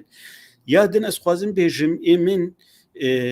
معناها بده جارا ما لافروف جي دي تي ما بغدانوف جي دي تي وشونو هاتنما لروسيا قالكي خوشن وبرن يعني تاني هما شري اوكرانيا وفرد ما ديتن نكرنه لي بريوي بده جارا ما سردانا وزير دروجي كريو جيجري وزير دروجي ما كريه ام بروفاجي حمو الي اوبوزيسيون سوري اما ام بینن نرینا روسا درباره دوزا کردی د سوری د گلکی زلالترج حمو ولاتن اوروبی و امریکا جی يعني تجاران روس وك دوزا كرد نوك إدارة هي وبيادي وفلان أو روس يرود بينن بيادي خيانات بوان كريه تصجريها بغدانوف قوتيها أو كرسياهم سروا نشتي صالح مسلم وإلهام هاتن الفيدري هفقاسة درولة مكرين هفقاسة تشكرين أو تشتن تيكليه نافوانن إما على قيمة بويتنية ليه موقف الروسا نرينا روساش بوچار سريا دوزا كردي هندري سوري دي غاوكي گلكي لپيشه تركا تجارة د محفلكي دولي دي دجي قضية كردي نسكين راست يك بيجو بالك ترك درواتكم بره درواتكم ليه برنجكي هشكرا د محافلات دي يعني اخافتنا وان لسر بكاكي نسر قضية كردية يادن اسخوازم بيجم هبونك يعني يك جتشتي قتعدك قلك لما كريه ياقو امجارنا بحمدي خو بسني ويددن مانا في ريفبريه ياقو بنافي كرداتي ناسكرن دي دافري عربي دي يعني للرقة ولدير زوري اوجي يعني دجمناي قلكي خرط جاليه عربا وسبا ولاتي عرباجي اوي قلكي لسرما وك كرد وتكليف به يا مشكله ما يجا كردا دبالا مدي ام نافندا في كونين ومركز الكون ومصالح خلقي قشاب مهنا مصالح دولتها بدولتها رهنه يعني داوي امريكا تجاري جبو خاطر كردا تركيا وغير تركيا جدس خبرنادي جاجبري ولوجي يعني هنكي ام بخوجي نبن جنهكار دفينادي يا ام قضيه كردي وباكاكي بهفجري باكاكات خوازه سر حساب كردي سوري قائمات تروري دركه درناكه هفقاس قرباني جي كردي سوري داني لي او تشتكي دني وروشكي دني وتجاري بفيرنجي جتي دفكري نكاره في تهمتا تروري دناف دنیای دش سرخو هلینه سپاس بلکه سپاس اگر تشتکی دنتنا بام جویاجی لما تخصلوا بس كومنتارك السر اخفتنا كك ابراهيم شبوك ابراهيم يجي شاش فهمنك از دما جوز تحصى بريا خسر دكم وجو تجي يعني زمان كك ابراهيم او علامه عربيه راق عندنا عربي وها ددن خويا كرن انه ربريا خسر كردن قد يا كردي دورديه دوي هريمه دي لروجلاتي فراته قال تمم ليه بلي ام بفين نفين دبي ام راس جوجيبن يرو قصد هي حسد هي يعني هيزن سوريا ديمقراطيك يرو تشيكا خوان دبي هجمارة يعني كسن شكداري واحد شتي حزار كسن يرو وقت حشتي حزار كس الجمت تشكدار هبن تهيزك وحسابته تكرن او دبيجنا من كردن اوكي ريفا بريا خسر ليه بلي تبي نفي برانيا فالش كران يا بكين كردن يعني باصلي خو كردن سوري نجي كردن باكرن يعني برنجك شرنجا او يعني تين حساب كرن او هيزك يعني وقتها بيجن واغنر اما بين صار مثلا واغنر جي 25,000 لشكري وينن دنيا هميل هفخست سیاست دنیای هەمی کە هات گوهرتن ئیرۆ گوتوی 8,000 شەکداری لە هەندێک سووریە بکراسی بکاربینێ براستی لە سووری هەمووی تێخەبن استفاده يعني جبر بيها وقتها واد بيجن ربريا خسر بوي هزوي عسكري ضد خويا كرد ام ببي نبن بيغمان يعني هون انا كسي هي سياستك باش ناف دولتي هنا كي جهك هي لبلي ايرول سرع خاكي كي جاب هيز هاوي بكارتينن ويجي يعني الريفلكتير دكن سر كرداد بي او كردن جارنا جيج بو ما وكرداد ناف خد باش يعني با يكي عربي انا وقت شري بيجري ببريا خسر بك بلكي سر قبول نكمل بينا كردن يعني غلاطي وقال لك هن حقي خد يجي وحقي ما تجي لبلي بمين كرد سباس كاك ميرزا اجي كده تعقيبك هيك نقول كران كدكتور كرتي بيجم كاك ابراهيم اخفتنا كبراسي نزاش ما قلت ميزنا تركي راست فيك ليك دجي بي دي بي كي وانا جبرغو او ايرويه هري خيزا خورتا تركي استراتيجية بينا وقت أما تاترك حتى رجع بيك الكي وتبيش روجي ديجي قضية كردية كي هيزا كرد دركبي وخرط بي سر ميداني وسوجي كي بيدكي ديجي بينا بي نبس تركي إيران جيكي داگركاري ملطي كرد هر هيزك كردي غوخرا خويا بي حجتك سوجي كي بيدتك جبوني قد ديجي بيرابي بدي خويا كردد ميزين إيران بأندرت إيريشي هرما كرديت كي بسوجنا تدميزيني سوري دجي هيزا كرد بسوجنا تدميزيني دجي مثلا دجي انكاسيا يا تركي دجي ان هر كركاركي كرد وسوجكي بيدكي جهيرك كرد دجي وينادرابي ايرو بيديا د بيشيدا مثلا بيكيكيا بيديا ايريفبريا خسرا تركي حجتا بين سيرفي غوصبا نبي ديبان انكاسي بانا يا هيزا كرديتي بانا انجام اجتماعي كردستاني بانا يا غومل واشنطن مرزانكو او بانا وسوجكي ديسا بيدكي جو ايريشي مبكي استراتيجيه داگركاري كرد دجي ملطي كردا نگو تركيا وقتی قد بيجي ولد ميديا دا ايرو بحثها هيزا كرد ناكش برغو نمحتاجه بحثها هيزا كرد بكي ايرو محتاجه بس فقط بركزين سر طرفكي داگركاري كرد تجار استراتيجيه بينا دهمبري ملطي كرد ناي غارتن غيرك بينا بجانبن وام بي وقت بحيله سياسيه ام قبولنا كم فهم كن جينا خالد دواك ابراهيم استخوان ديسه بيجم بينا يعني ملطي كرد دروجلاتي نابين دا ام ببن نبن ولو تعتيمك اعلامي سرمتي كرن ام هيزا كرد رولك قالكي جريند ليزن وقتيكو امريكا رن بليزن جبرغو امن لبن ام ناكو كيد نابرا مدام الواواز دكي بس ام كقوتك دندروي رجلاتي ناميدم قوتك ام يعني بنجها كما يقالكي خرطها لمخابن ام جي استفاده ناكن وقتيكو امريكا ايروبيش قتيامت كي نجبونا خاطري شعبي ما يجبون برجوانديا خويا هيزا كرد برجوانديا خوش مشيني روسيا وقتيكو بحسا مناكي دجي مناكي زانيكو انه وقتيكو دجي ما بسكن دجي هيزا كرد بسكني وبرجوانديا وج اليكي بكين ببي ام قوتك النجو ام كيمن اراس ام ندنا دولتي تمامي دن دولتك جرينج وك تركيا وك ايراني بس ام كبنجها كدتشار دولت هذا رولك دليزن غيركم هاج في هبن ام قيمتي خو كيم نكن دنا دولته ما قيمتي خو كيم كليش برغو حنجي ام كتناكو كياده نجو هفدو صلحين ام هفدو سراس دكن ام دجمناتي هفدكن ام هفدو دادخن ام هفدو كيم دكن وقتيكم غيري خو كيم دكن خوش كيم دكن ام هاج في نامينن این گرک وقتی که از دیجی پارچه کی طرفی کردی دیم نگو از دیجی مناطقی آوی بکم از بدم کاربم بیلم لگور بیرو بهوری خویست راز بکم لمخابن اف واره های سیاسی الجماعة قال لك كي مش برولوش كتدبيزيني ام ككرد 5-6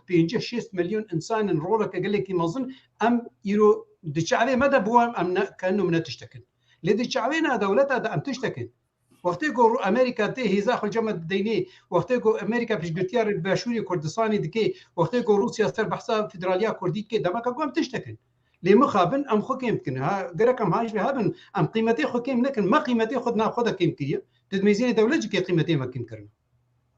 قال لك سباس دكتور بلي عم رخنيها بكن لأم تجاتيها بنكن لا ما قرم نكك رخني كاك ابراهيم لا ورك السياسية ابدا كاك بلي عم رخنيها بكن لأم تجاتيها بناكن دفيد اموسا تاف بقارنك وام بكاربن بسرب كيفن هلبت امي شاشي ونراستي او كي خو بين زمان لباواكي دوستانه باواكي هم ولاتی بون با واکی کردستانی بونه دوام وانا وسا باخن بله گلک سپاس ام درباز خلاقای سیاد بن بله مگوت بابلیسکا واگنری سوریه جدا برخوا ام دزانه که ده 23 هزیران دا واگنر اوکراینیا ناراضی بونا خو دا دیار کرن و یکسر گو از برا بردم دچم از بچم جبر کو چه فروکین او که روسیا تن لویل مدخن جبوی ویجی اما جبر در کبن و بچن لهمبر بیاس سریح دا و حتی چون نزدیکی مسکو واجی جوجي باشه تشبو لهفكرن لوقت كمر بعصا واغنر دكا واغنر هلبت سازيه كي تشكتاره ببريه ولهما بيجا لافريكا ولسوريا ولأوكرانيا ولقالك درندنجي هزي خواه قوتي خواه هبية وكار كريا جبا روسيا كار كريا هلبت لكار كريا وشارجي كريا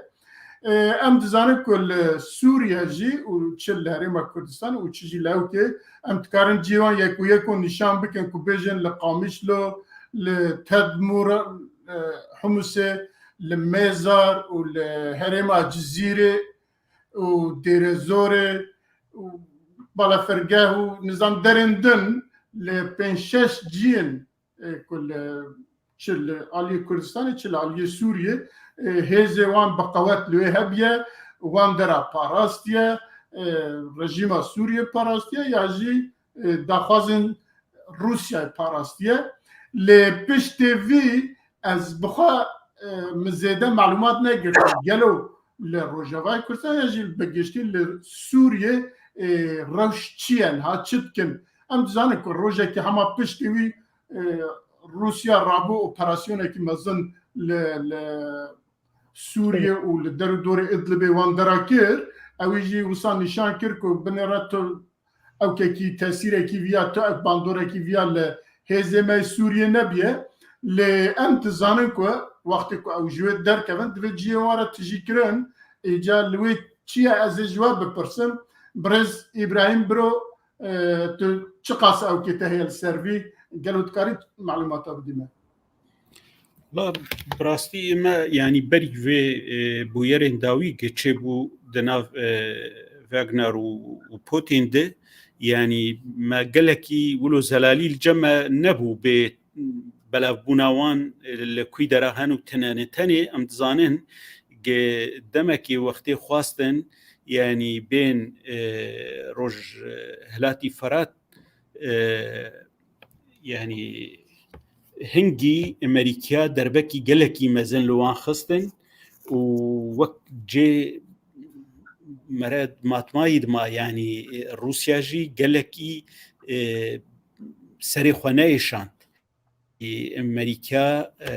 او ایشاندن و هجمارکی باج جوان کشتن وقتی خواستن درباسی آلیه قصده ببن يعني وقت شر بكن او بكن يعني الدجيوي هنجي امزانن يعني جدابونك دنابراوان وهزي روسي يتايبد هي ناخو اوانا كسن يعني مرتزقا اون يعني چقاسي ضريبه بدنجي داوي نوك وقت مثلا هزا روسي يا فرمي ضريبه بده لي از بخوجي يعني و يعني بلا بوناواني جغرافي للسوري لكويداري اون والكويداري جيش هزي روسين تاني ولو بقشتي متزاني بو واغنر لسوري هيو لليبيا هيو للسوداني هي اللي از بخوان او اقداري لجمتنا بالكويداري جهف جدان وكويداد ناف هفدوداني لي هر حال حتى بري چند روجا بويري داوي چبن گریدان آوان به وزارت در وزارت برگریا روسی را بو ایش برنوشی از همه دریج ناکم یعنی که هبون آوان هگه کسی که دنج وان برادر زانه به هەگەر جێ تایبەت بووان کوی دەرێ بوون ئەس وێ نانزان. بله ئەو چاز بچم با برێژ دکتۆر محمود بدیتناتە ئەv هێزên ku Sûriye berêya Wagnerê li Rojavayê Kurdistanê û herwiha li Sûriyê bûn dê çil wan werin û bi viya Rusya çi qasa qels bû ya jî Rusya qels bû ya nebû dê ciyê vana çawa tijî bike cenabê te çi dibêjin. براستی وەکە وەختێکم هۆ وەکە میدیا لێ مێزینێ باندۆرەکە خۆی سیاسی گەلێکی مەزن لە پێشەڕۆژە پۆتین کرد بەس دبنگا ئەخۆدا پۆتین ئەس باوەڕ ناکەم باندۆر لێ هاتوێکردن هەبوون نەبوونا واگنر تمام کارێوی واگنر مەسن هەنهات سەرتی ئاخفتن بکێ پارچەکەش ینی لەشکری ڕووسی بەس هەبوون ئەوانە وەختێک لە سووری بوو ئەو بخوا بەرین هەسەر ئاخفت هاتبوو ئاخفتن خۆشک و مەتزانی بوو زوو دەژکێ رووسیا وەختێک گۆ نەتخواست بکەوێ وارەکی دایرکتدا هەمبەری لەشکری ئەمریکی دە هەندروی وەختێک گۆت کەتە سوودی وەختێک گۆ گواردن نادەکەتن دنابەرە مەسەرەن هێزا کورد وەختێک گۆژ عالی رووسیا و بەجە ئەمریکا گوتی بەردەستی خۆ کرد رووسیا خۆست دایرکتلی دژێ هەبوونە ئەمریکا هەندرو بێ وەختێک گۆ دەرێک لەشکری خۆبانە ئەوەی کەوێ وارەکی استراتیژی دە سیراعەکە دەنەقەبات دەولەتادا ئەو نەخۆست وێ بکێ خۆست گۆ ئەن دایرکت وەکە میلیشیاتنا مرتەزەقە وێ پێک بێنێ دژێ لەشکری ئەمریکی لێ مخابن جارایەک ئەمین وەختێک گۆ پێرا بوو مەسەلەن حتا رووسیا خۆشێ تەبریئە کرد هەندی دوی وەختیدا وەکە کاک براهیم داخویاکردن بەشێکی تقریبا بەحث کردن نزیکەی 700 کەسی هاتە کوشتن وێ هەنگی پۆتین خۆشک داخویاکردن گۆ ئەو کەسی هەم مرتەزەقان تا علاقەیم جوانینە ji bo bidê xuyakirin û ev ne mehsûbin ser leşkerê Amerî Rûsî û me êrîşî leşkerê Amerîkî nekiriye. Lê طبعا bercewendiya Wagner bi nisbê ji Amerîka re bi nisbê ji Putin re afwan di hundirûyê Rûsî di hundirûyê Efrîqiya de bi timamê bingeha xwe bingeheka ekonomî bû yeke got meseleka mafiya bû û mêzênê hemî cihê got elmas û zêr û natê de hene ew niye got Wagner bêhtirê wê na serdestîne bêhtirê got ew bercewendîka siyasî bê yanî diplomasî bê. Yani meseleka ekonomî bû qizincîna ekonomî bûn têda weke meseleka mafya wana pêktanî. Lê tiştê gotê axiftin û berîn hajiyarkê me got wextê got destpêkê kir ezan dikim Putin yanî dikarê nebêjin Putin mesela rêveberiya Rusya îdara Rûsî timamî xuyaya pê hisa hene en direkt destek ketiye na Wagner da ji aliyê dervî Rusya destekî Amerîkî Ewropî dibêjin dibê madan Murtezê qabûn perene gelekî mezin ketina wa da gaya Putin ew na îdara Rûsî pê hisa û Wagner pê hisa got wê pê çi pê ev nakokiyê neqebawa û wizareta beravaniya Rûsî derket bes çima wizareta berevanî wê êrîşî Wagner bike ez nedivê bahoriyê de me wizareta berevanî karê êrîşî Wagner bike mesela bi qasf bike medfeîye bê beryara Putin bi te'kîd Putin wana beryar daye wezîrê derve mesela wezîrê xwe berevanî got te Wagner qasf bike ji bonî ev problem çêpe yanî ez xwe mêzînim ev timam lêstikeka îdara Rûsî bû ji bonî yanî dexala bike ji bonî rê li ber Rusya li Amerîka û NATO biseknîne û heka dest newat Wagner de hebe ya diduwa û ew yanî xurtbûna Wagner got bike derecekê karibê suba bandora xwe li pêşeroja leşkerê Rûsî bike dendru de wêna jî hilêne ez mêzînim û li vê de Putin yanî îdara Rûsî qizincî kiriye yek jê ew hêz yanî mêzan heta Wagner di hundirûyê nav Rûsa bi xwe de jikê bûbû weke betelekî qewmî weke me dît mesela ser mîdya wextê çû Rostov dibînê milet çû pêşiya wî na weke qehremanek ketiye wê de evaha ez bawer dikim Rusya lêstikeka siyasî diplomasî xweşik leyîst û rê ez bawer dikim rê li ber Amerîkaya girti dî warî de Amerîkaya gelekî hêvît kirin ji ber got CIA daxuya kirin û me dizanî bû wê Wagner vî tiştê heke beriya heyvek û nîvê me dizanî bû wextê got beriya heyvek û nîvê dizanîn demeka got têkiliya wa Wagner hebûn ez bawer dikim got mixaberatê Rûsî xweşik vê hisa hene ev lêstik timam lêstikeka siyasî diplomasî bû qeda li vê hêza Wagner kirin Wagner pêşeroja wê ne بلكي وكا ناف بميني حتى دمك دريج لهن او رولا جران قالك خرط وكا جون هاد اوكرانيا ليست نمين يعني وين هن لاواز ببي بس وقت افريقيا ده بميني هي مثلا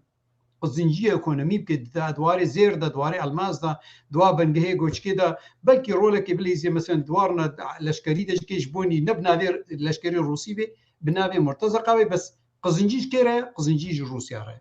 وكا بينا ربكي بس او هيزا جو خرط بي بجد استك بلنتر جون بيشا وزاره برافاني روسيا بين او ناتشو باورتكم نمارو لايبي بله قال لك سباس برز عبد الباقي حسيني ازبا وكيدن او تبب برسم يعني ام زانن دولتن اخلاقي واندا ديكتاتوريال هبه بجشتي هر يكي جوان ابا 100 سالانه كو هر یک جوان عسكرین تایبت خورا چه کرنه عسکرین به پرش خورا چه کرنه جبو کو سلطنت خو جبو کو دولت خو جبو کو او که خو بریو ببن واگنر جی یک جوان بو کو روسیا پوتین جبو خو گروپ واگنر پک آنی و حتی ویژن دوستی پوتین بیه با اواکی دوستانیا وان هبیه بیه که کج کتیه حبسه و در کتیه بوی رابیه او که کیوها چه کریه لشركه كي وها تشكريه زيدا بعصاوينا كجبو من يا جرينج بشوان لروسيا لسوريا ولروجافاي كردستاني براستي كو مربلد نيرا كو تشتكو مجمد أوبيا نزيك شاش حفت جي دبن أو كيوان كنترولا وان دابيا وحتى بوانا جالك جراجي اوبراسيونا جي تشكرنا او كاجي سيكراج دانينه لي بيشتوي روجا بيستو تشارمه بيستو سمه او بياربو بيستو تشارمه لسوريا اوبراسيون كي روسيا اوبراسيون كي مازن تشكر شو اللي خز نظام دنيا كاساتنا كشتنو فلان وبيفان او يعني بويجي خويا كيركو ياجي بورا جيشتي دا خويا كرنكو بنرا اوانا تا كيوان الفرتنا امن تش وقت بخازن تكرم فان تشتاب بكم لدبن جهاوي دا ام دزان د بسيكولوجيا بن جهاوي دا اوانا واغنر لويبو شش حفت جي دبن كنترولاوي دا بو لايرو ام عقوبات وان نزان اس خازم جناب البرسن عقوبات وان تشبينا تشلياتي بله گلک اسپاس کک مرزا براستی گلک زانیاری درباری واگنر لسوریا هنن مخابن گوحردو هوا لاولو خویا های وجهتنا و باندورا واگنر ایرو رو وقت دما گوخوفکشاند جه اوکراینا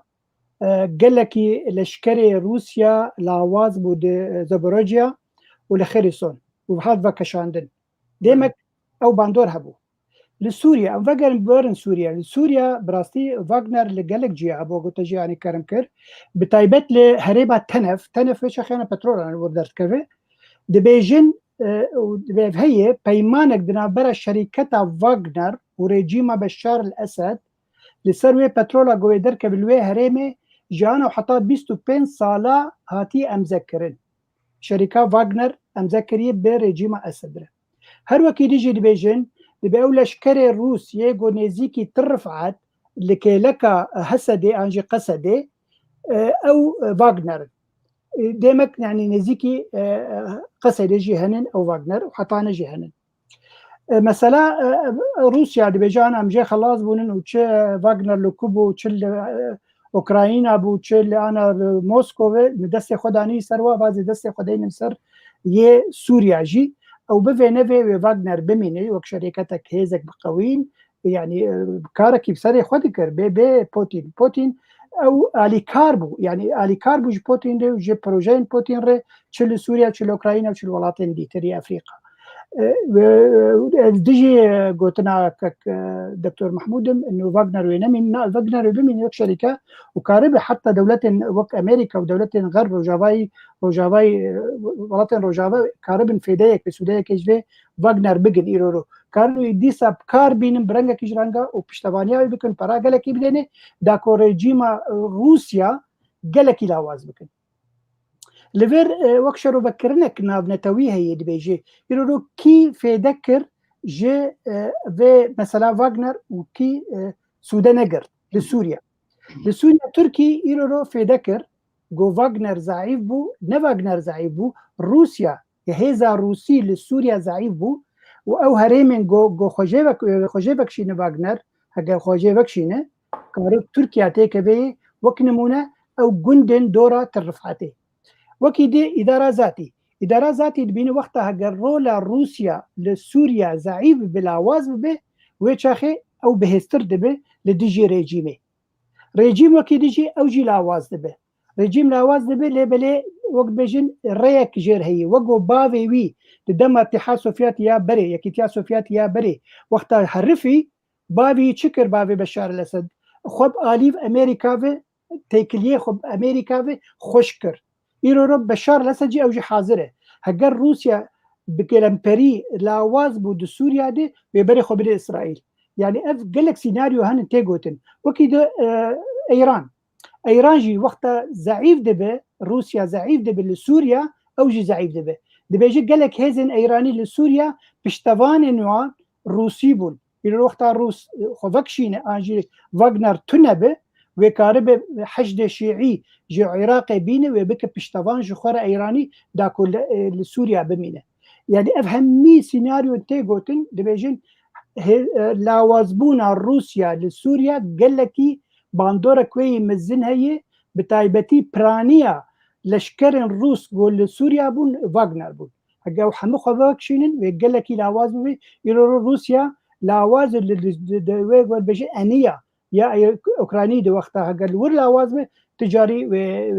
بحزب لسوريا أو ناخذ الأشكال خوش ورجي بين روسيا لسوريا ببري بحزبك لصر حسابي أوكرانيا جبر في هاوي واغنر باندورا واغنر لسوريا قلق بو وهجفك شجي وباندورا مسترببه لبيش روجي بله قلق سباس اگر تشتكي دنكم ميفاني ما لزيدا نكن اما في خالي درباز بكن واي تشتكي دنتنا اما بين السر مثلا قرتين داعش لهرما روجافاي كردستاني كنت بن دستي ريفابريا خسر دايا هلبت او كسين ياجي او قرتين ويدري هم عم تكارم بيجن زندان اكي نابنتوية كو هما بيجن حمي ولاتان هم ولاتيه وان دوي زنداني دانه ريفابريا خسر د باراستنا ويدري دا وخوي كرنا ويدري دا د تنغاسيه دايا يكيتيا ملتا بانك دكال وان ولاتان دبيجن ورن هم ولاتيه خوا ببن زوبزو ولاتنكو اوان لوينا زوبزو خاني زيك جيناكن جارنا تدي هناكي ولات دچن حبكي دو حب چار حب پنج حب اوي خواه هم ولاتيه خوا دگرنتينن مگود شاندكي كندي لويا وك ما بناف كر لام دزانه كو دو فرانسا گلکی هم ولاتيه خوا جوي درخستن اني چند روز بره دانماركا چند ولاتيه خوا جوي درخست اني لبگشتي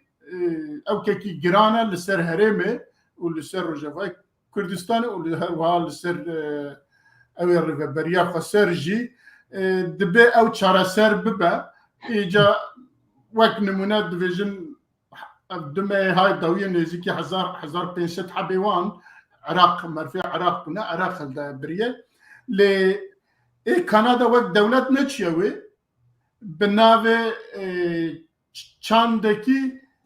او كان سيفيل سازين سيفيل شاندنوي چونه نهالوينه تخازن اوانا جي هم ودري بشوبينن هم جي اگر بكاربن هم ولاتين كندي جوي درخن ببن اجا لسر في حبسه داعشه از تخازم اگر زانستين ياجي تبنين ياجي شروفين وهبن اتخازم قدا ام تخازن بتماشفانا و قداريا وبكن دكتور محمود لسر فيات تشت كاريبيج بالنسبه زندانی واره تکلیه ریوبریا خسر بواره براسیت شکی نزنم شکی هندرو دید نوا خود تکلیه اداری نه ریوبریا شکی ولو direkt ندرت که بسر میده اون شکی بس دخاله كده وقتی گو بانگ هاتا کرن بریا تقریبا ده حکتیا گو انو امی ریوبریا خسر گو امی دی بای داعش وانا تقریبا نمی محاکمه كدولي جبوني وانا جواري كامبا بي محكمة بخنا واركي انو لا زنداني ده نبي ومسألة كزنداني تكلينا وبين بهرتن طبعا قال لك دولتها نخست جو يعني وقتی بانگ هاتا کرن بانگش دولتها را هاتا کرن انو ورن آماده ببین دام وانا محکمه بکن وكاوتي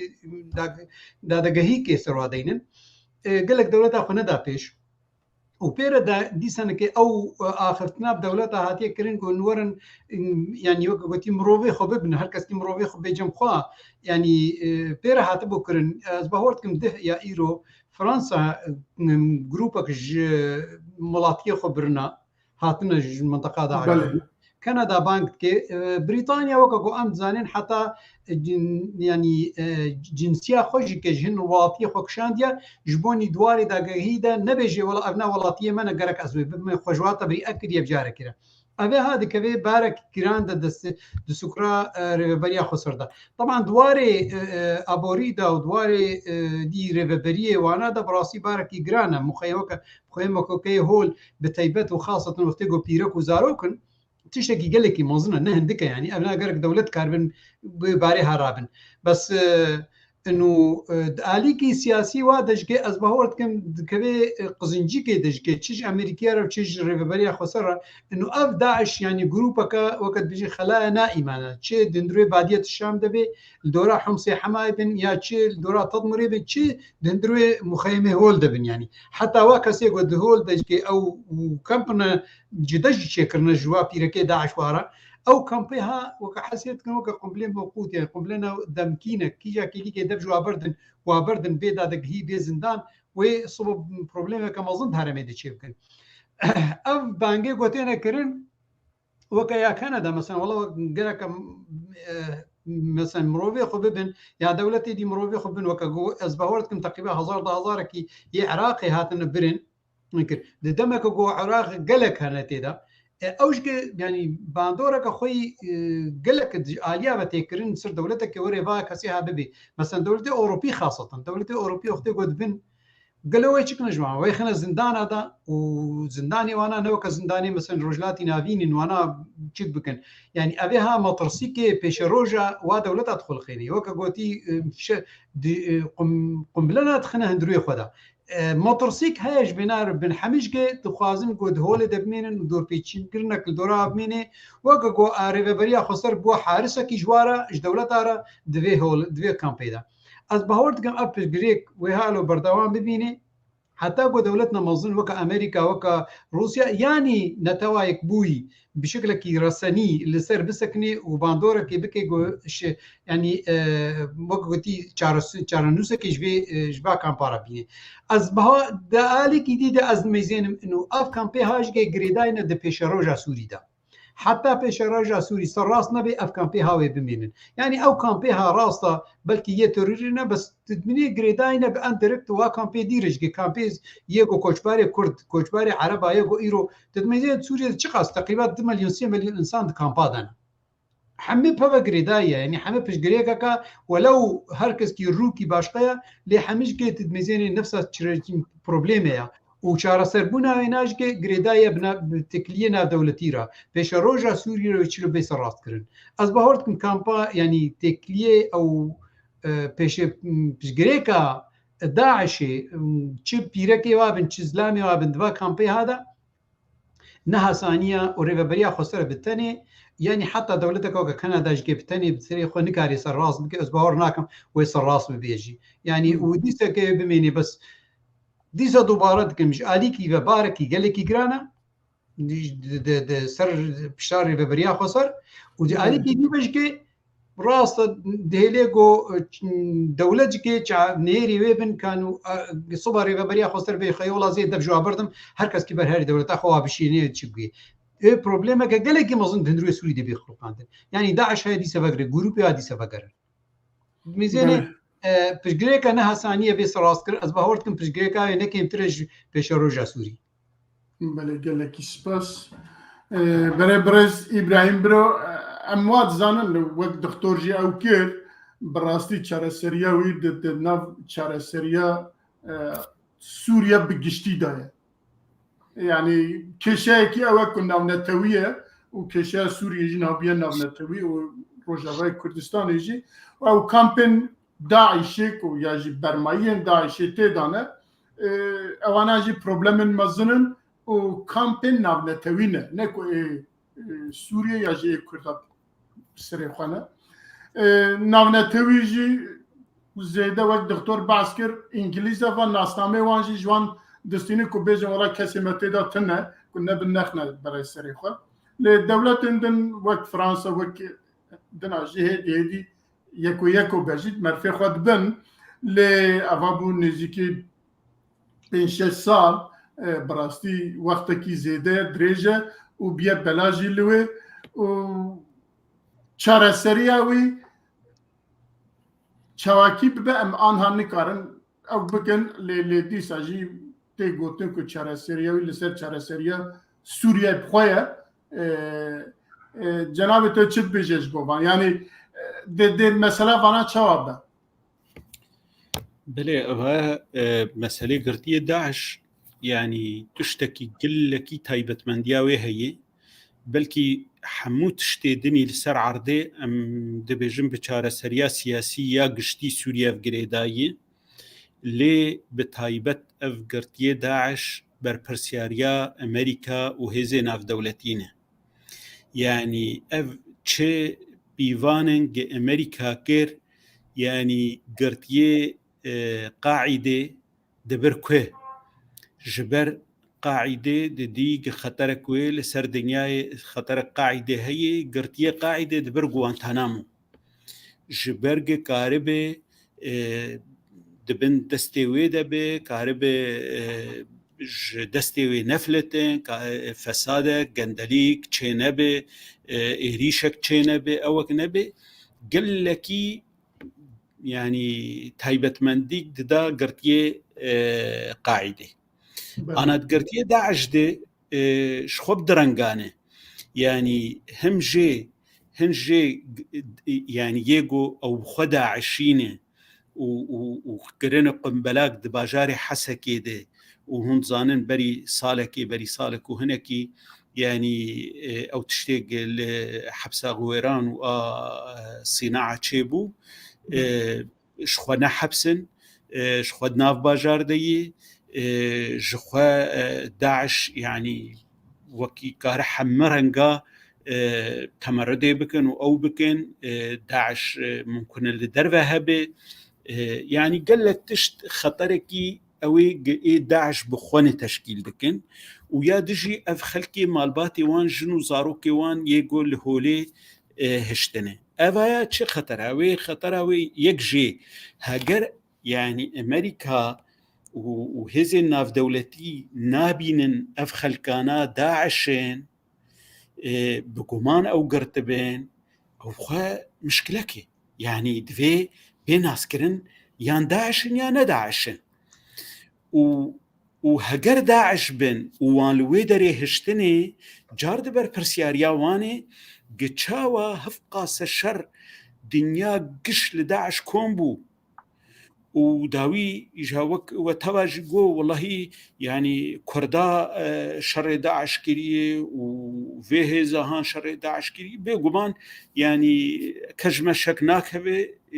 شر دجي تروري تشكي قلقي قرنگو تايبت يل دجي داعش باش بو سركفتنكي جي داويا داعش آنين دا آلية چكداري ده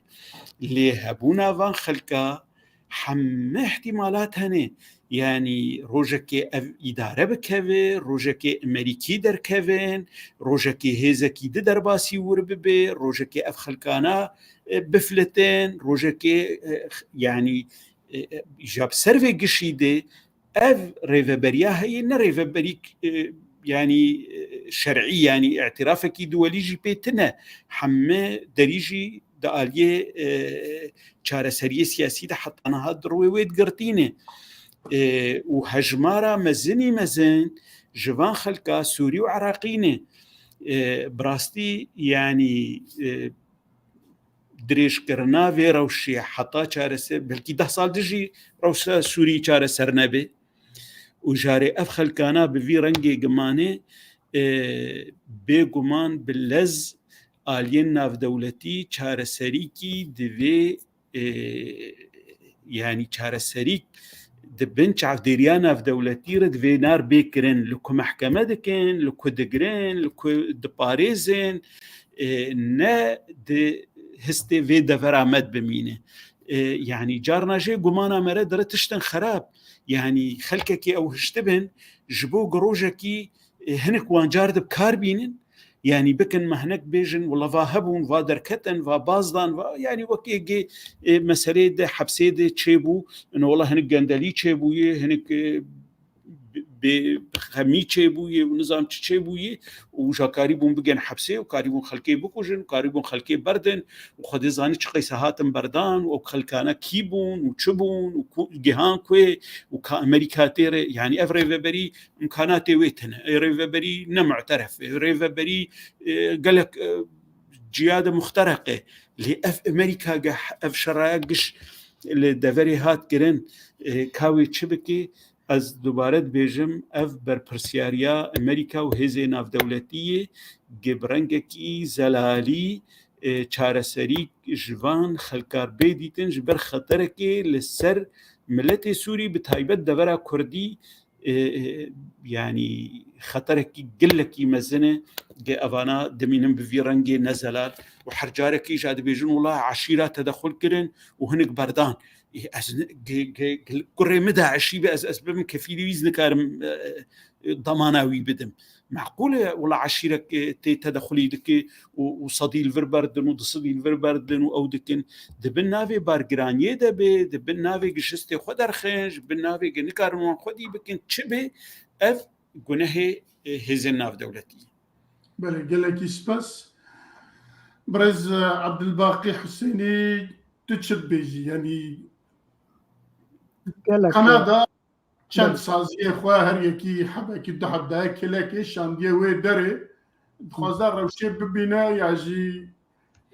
جالی خواه و همولاتی خواه ببه نبه یا جی اوی راپوره کی بکن ببن بدنه دولت خواه بیجن ولا روش اوه ایمه جی همولاتی مهنه دیجه چاره سری جی لباوه هون تین ناینم کفا خونه لأم دزانن كلوي بحزاران كاس نهار ويا أو زاروكي كو يك سالي بو كتوي نابي حف سالي حش سالي بشتي حف سالي دبا 15 سالي هذه سلاح دقرب درتي دربا راست ولويجي بيا وكانيا داعش كو جوي دزي جوي زياده دبا ودولة وأم دبيجن أو حبس خانة أو قرتيجا هكي ناونتوينه جبركو جهر ولاتي قلك ولا تندوي دايا وانا جي دست نافجنه وچارسر جناكن وام دبينكو بشرو جاوي دل سري ماجي بتاقه سري كردا بتاقه جنابته چت بيجي بله سپاس که میرزا براستی قلك زانياري درباري به مسئله هنن يعني افشان دا كنديا غواتي وغوتج يعني تاماج بيكر شاندك جواكا سفيله هنك دبلوماسيين هنك برلمانتيرن يعني نبرنجكي فرمي بنابه دولتا كندي هاتين وهولي هاتن وهريمي او دخوازن زندان كردا نابه ولو كرنن زندان كردا بنرن كاچندي او حبسي روشا وباش نباش بتايبتي افكسن بتهمتا تروري انج داعش دوا زندان دنت خوازي ويروشي بنرن دخوازن دانو سندنه بريبريا خسر بكن قالوكا اف وقت وحمية جاني زمان اف مسألة بمزن وبشرنجي بيت شارة سركرين او دبيجن نقلك ان كسي كندي يجو يعني جنسية كندي بواري واللي حبسه بيت شار زلامن ودجنن وسي كشكين بتشوكن يعني بعم ثمانية اخوة او جي لكامبا نافي روجن يعني او زندانة كي نافي روج انجي كامبا كي نافي روج دبيلورن دخوازن واببن فقرينن كندا ليه بلي حكومتها كندي تشد بيجي لبأن فاكسا قبولنا كن كسي جوا خوخز خطية خزمتا في فكرة تروري ده وبوي داعشي أبوا قبولنا كن ليه بلي ملتي أمبيجن كندي يجو زاروكين وان مثلا زاروك كاتشن خورتن يوانن أو دوزيد كن فدوز الككرن و سازين سفيل جواكا سفيل هون هرن كاربن هون تأثيره كباندورة اللي حكومتها كندي بكن وج ريبابريا خسر بستين وباقرين كندا يعني اف سيناريو اذهبوا ليه بلي تشتكي بالكي شيء بلكي حردوها بالاجي ولوناني زمان دسبيكا وقت رقا كت يعني او باي تخت داعش بو كت وحمي رفيان ودولتنا نتوي وقصدي واقرتن هجمارة ودنا برا 25,000 حتى 6,000 كسبوا ايرورو بشتي 6-7 صالة لنيفيكتي ايرورو احصايا داويد بيجي 12,000 قرتيه داعش ايرورو هنن 6,000 جوا او كسن بيانين كسن جو اوروبيين امريكيين دولة عرب افريكان يعني دولة دينن 6,000 كز جوانن فاذا نشار سركرنا كوقت حرب دولتك ور حفت حشتك عبب وانجي يعني كسي خببه دي وچا خديسه قلق دمينه ابو خالد بري انا وك بيمانك ادنا برا ريبابريا خوسر ودولته عراقي شي بقو جبر برانيا وعراقي بنوكو حرده ولا جاني زمان او عراقي خبرن ديمك افي ماين اغلبيه وسوريين كك بروجي تشتكي باشكوت يعني او دبه قالك خلكين وهريمه تش دريبن تش جرقايبن تشنش حسكي بن عربي حسكي او بخدا عشيبن يعني براسي كتبون عبد عشته فخلكي وعشيري دافيجن ريبابريا خوسر لمقابله هناك برا ددنوا خلكي وان دردخن يعني دولتنا منتوي ناخوازن وق غونتانامو بكن خوازن هيدي بدمير الدمكي وحتى قدريجي بخو 10 صالي ديجي باش اخي كسنا منه يعني اگر 6 صالات لنيفيكا تشتي حزاري بو 15,000 ابو 12,000 لي بلي اخي حتى 10 صال دي بكجينا من الدنابي داعش وكي ديجي من بخون نزان ما تشندي راسي تشندي نراسي دبي تونيلك ذكرنن دبن وي كامبيدي يعني وي كامبي خلكي دربين دوي كتونيل دي حتى قدر خن نزيكي جريس بي خويا نزيكي لهولي نزان 10 كيلومتر نزان يعني اگر 5 كيلومتر بقلك المهم دبي تونيلك شي كرنن لحرهم بري يكو دربين $6,000 جيد سين 2,000 بس حتى $6,000 يعني نزام رابورت مولو وك خبرنو تشي مخوند نزام تشندي راس تشندي نراس بتشكي ولو يكو دربين تشتكي بالكيش بو يعني الباورم او سيجنالا جو ريبابريا خسر بري دو حفتيا دا جو ازي محكمة كيج واكا صار بكن كسي دا عشيرة وسيجنالك جبو دولة كيمانية أوروبيون أفكاسين جو هجا خلكي والورهبن ور خلكي خببن يعني جبوز محكمة موانكم هون ور المحكمة بواببن ومحكمة وابكن تشتكي دي هي يعني مسألة زي دي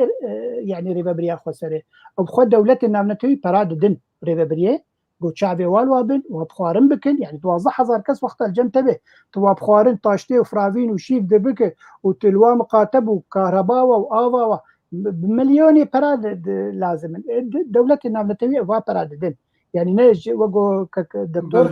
او حارسن يعني كسي ما ريبابريا خسر حارسن للسيرفي كامبي لتشتكي ولو بكنينك بو يعني بري انا ماني سر زمان دبي كان ده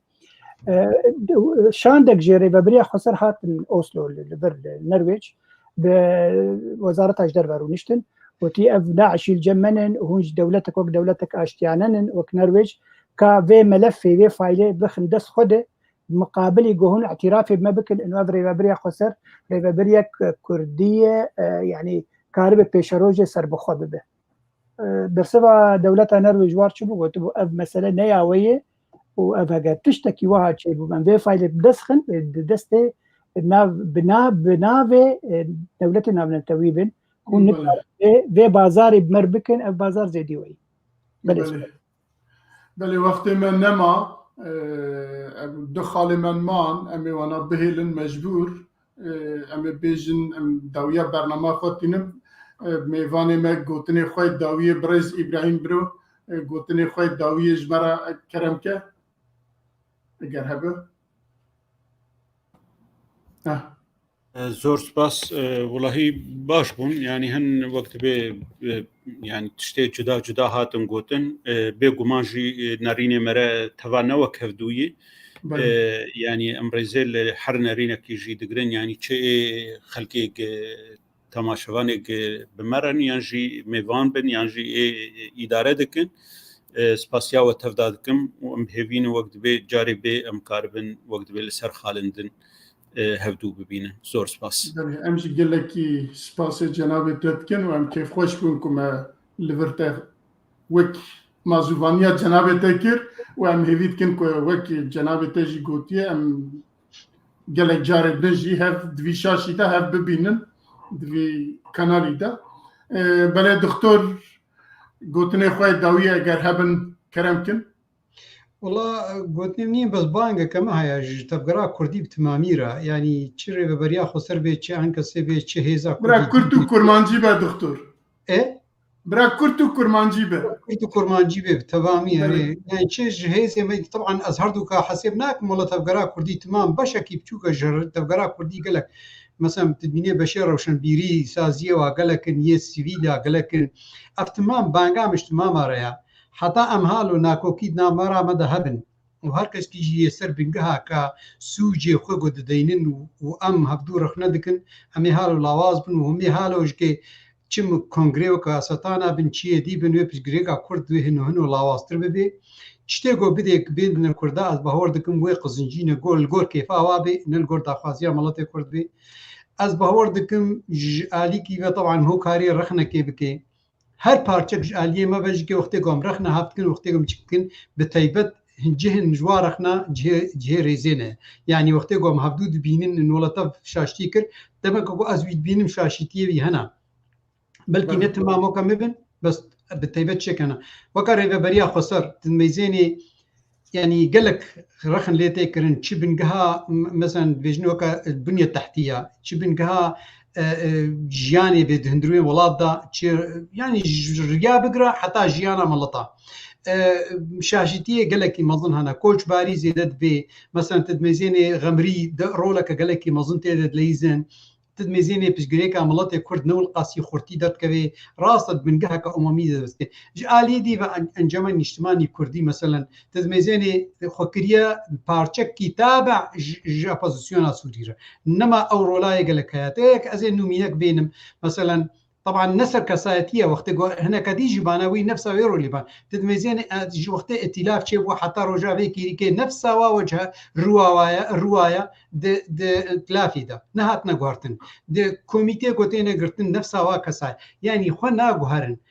تكليت نقبا خدا ناكمنا آستا سياسي دي هرتم د آستا بارتي دي دميني از بهو ام تمام سجلينا جو دوزاما حتى وكلي كي هالويا گو ام لخوا بريكا دي نميزينن لهفدو نميزينن رخني هفنكن ام هفدو قبول نكن تيكولي نامد تشينبن گفتو گود نامد تشينبن ام هفدو دخيانت ده بكر از بهورتكم دوزاما وهنو كي كيمتر بي بانگا مش حنه هزا كردره گو ام قال سپاس دكتور جان و وقت ما تمام ده برز عبد الباقي گوتني تي داويجي بله سپاس کاک میرزا سپاس بو همی کسان تباشبان یه گل تماشا کردن و کومنتاری خونی فساندن راستی گلک بالکش بون از باورم ما بپرانی ما برسباوا پرسیوادا میدارم گو دم خوش بمر بوران دبن و سپاس بو کاک ابراهیم و دکتور محمود برای جارك سپاس بو حميه و سپاس بو تماشفاني مايكو انا حتى نجي 2 ساعات بمرانا و سپاس بو حوالي ما بيشت پردكو ما ادارات كسبو سپاس بو ويجي و ام دبيجن حتى دمكي برنامجي دن بمن خير خوشي دات كرام دفيد دميداد تعطيلك يجيبكم برعاية وجهه وأنها بخاطري وشفاء من خوش شباش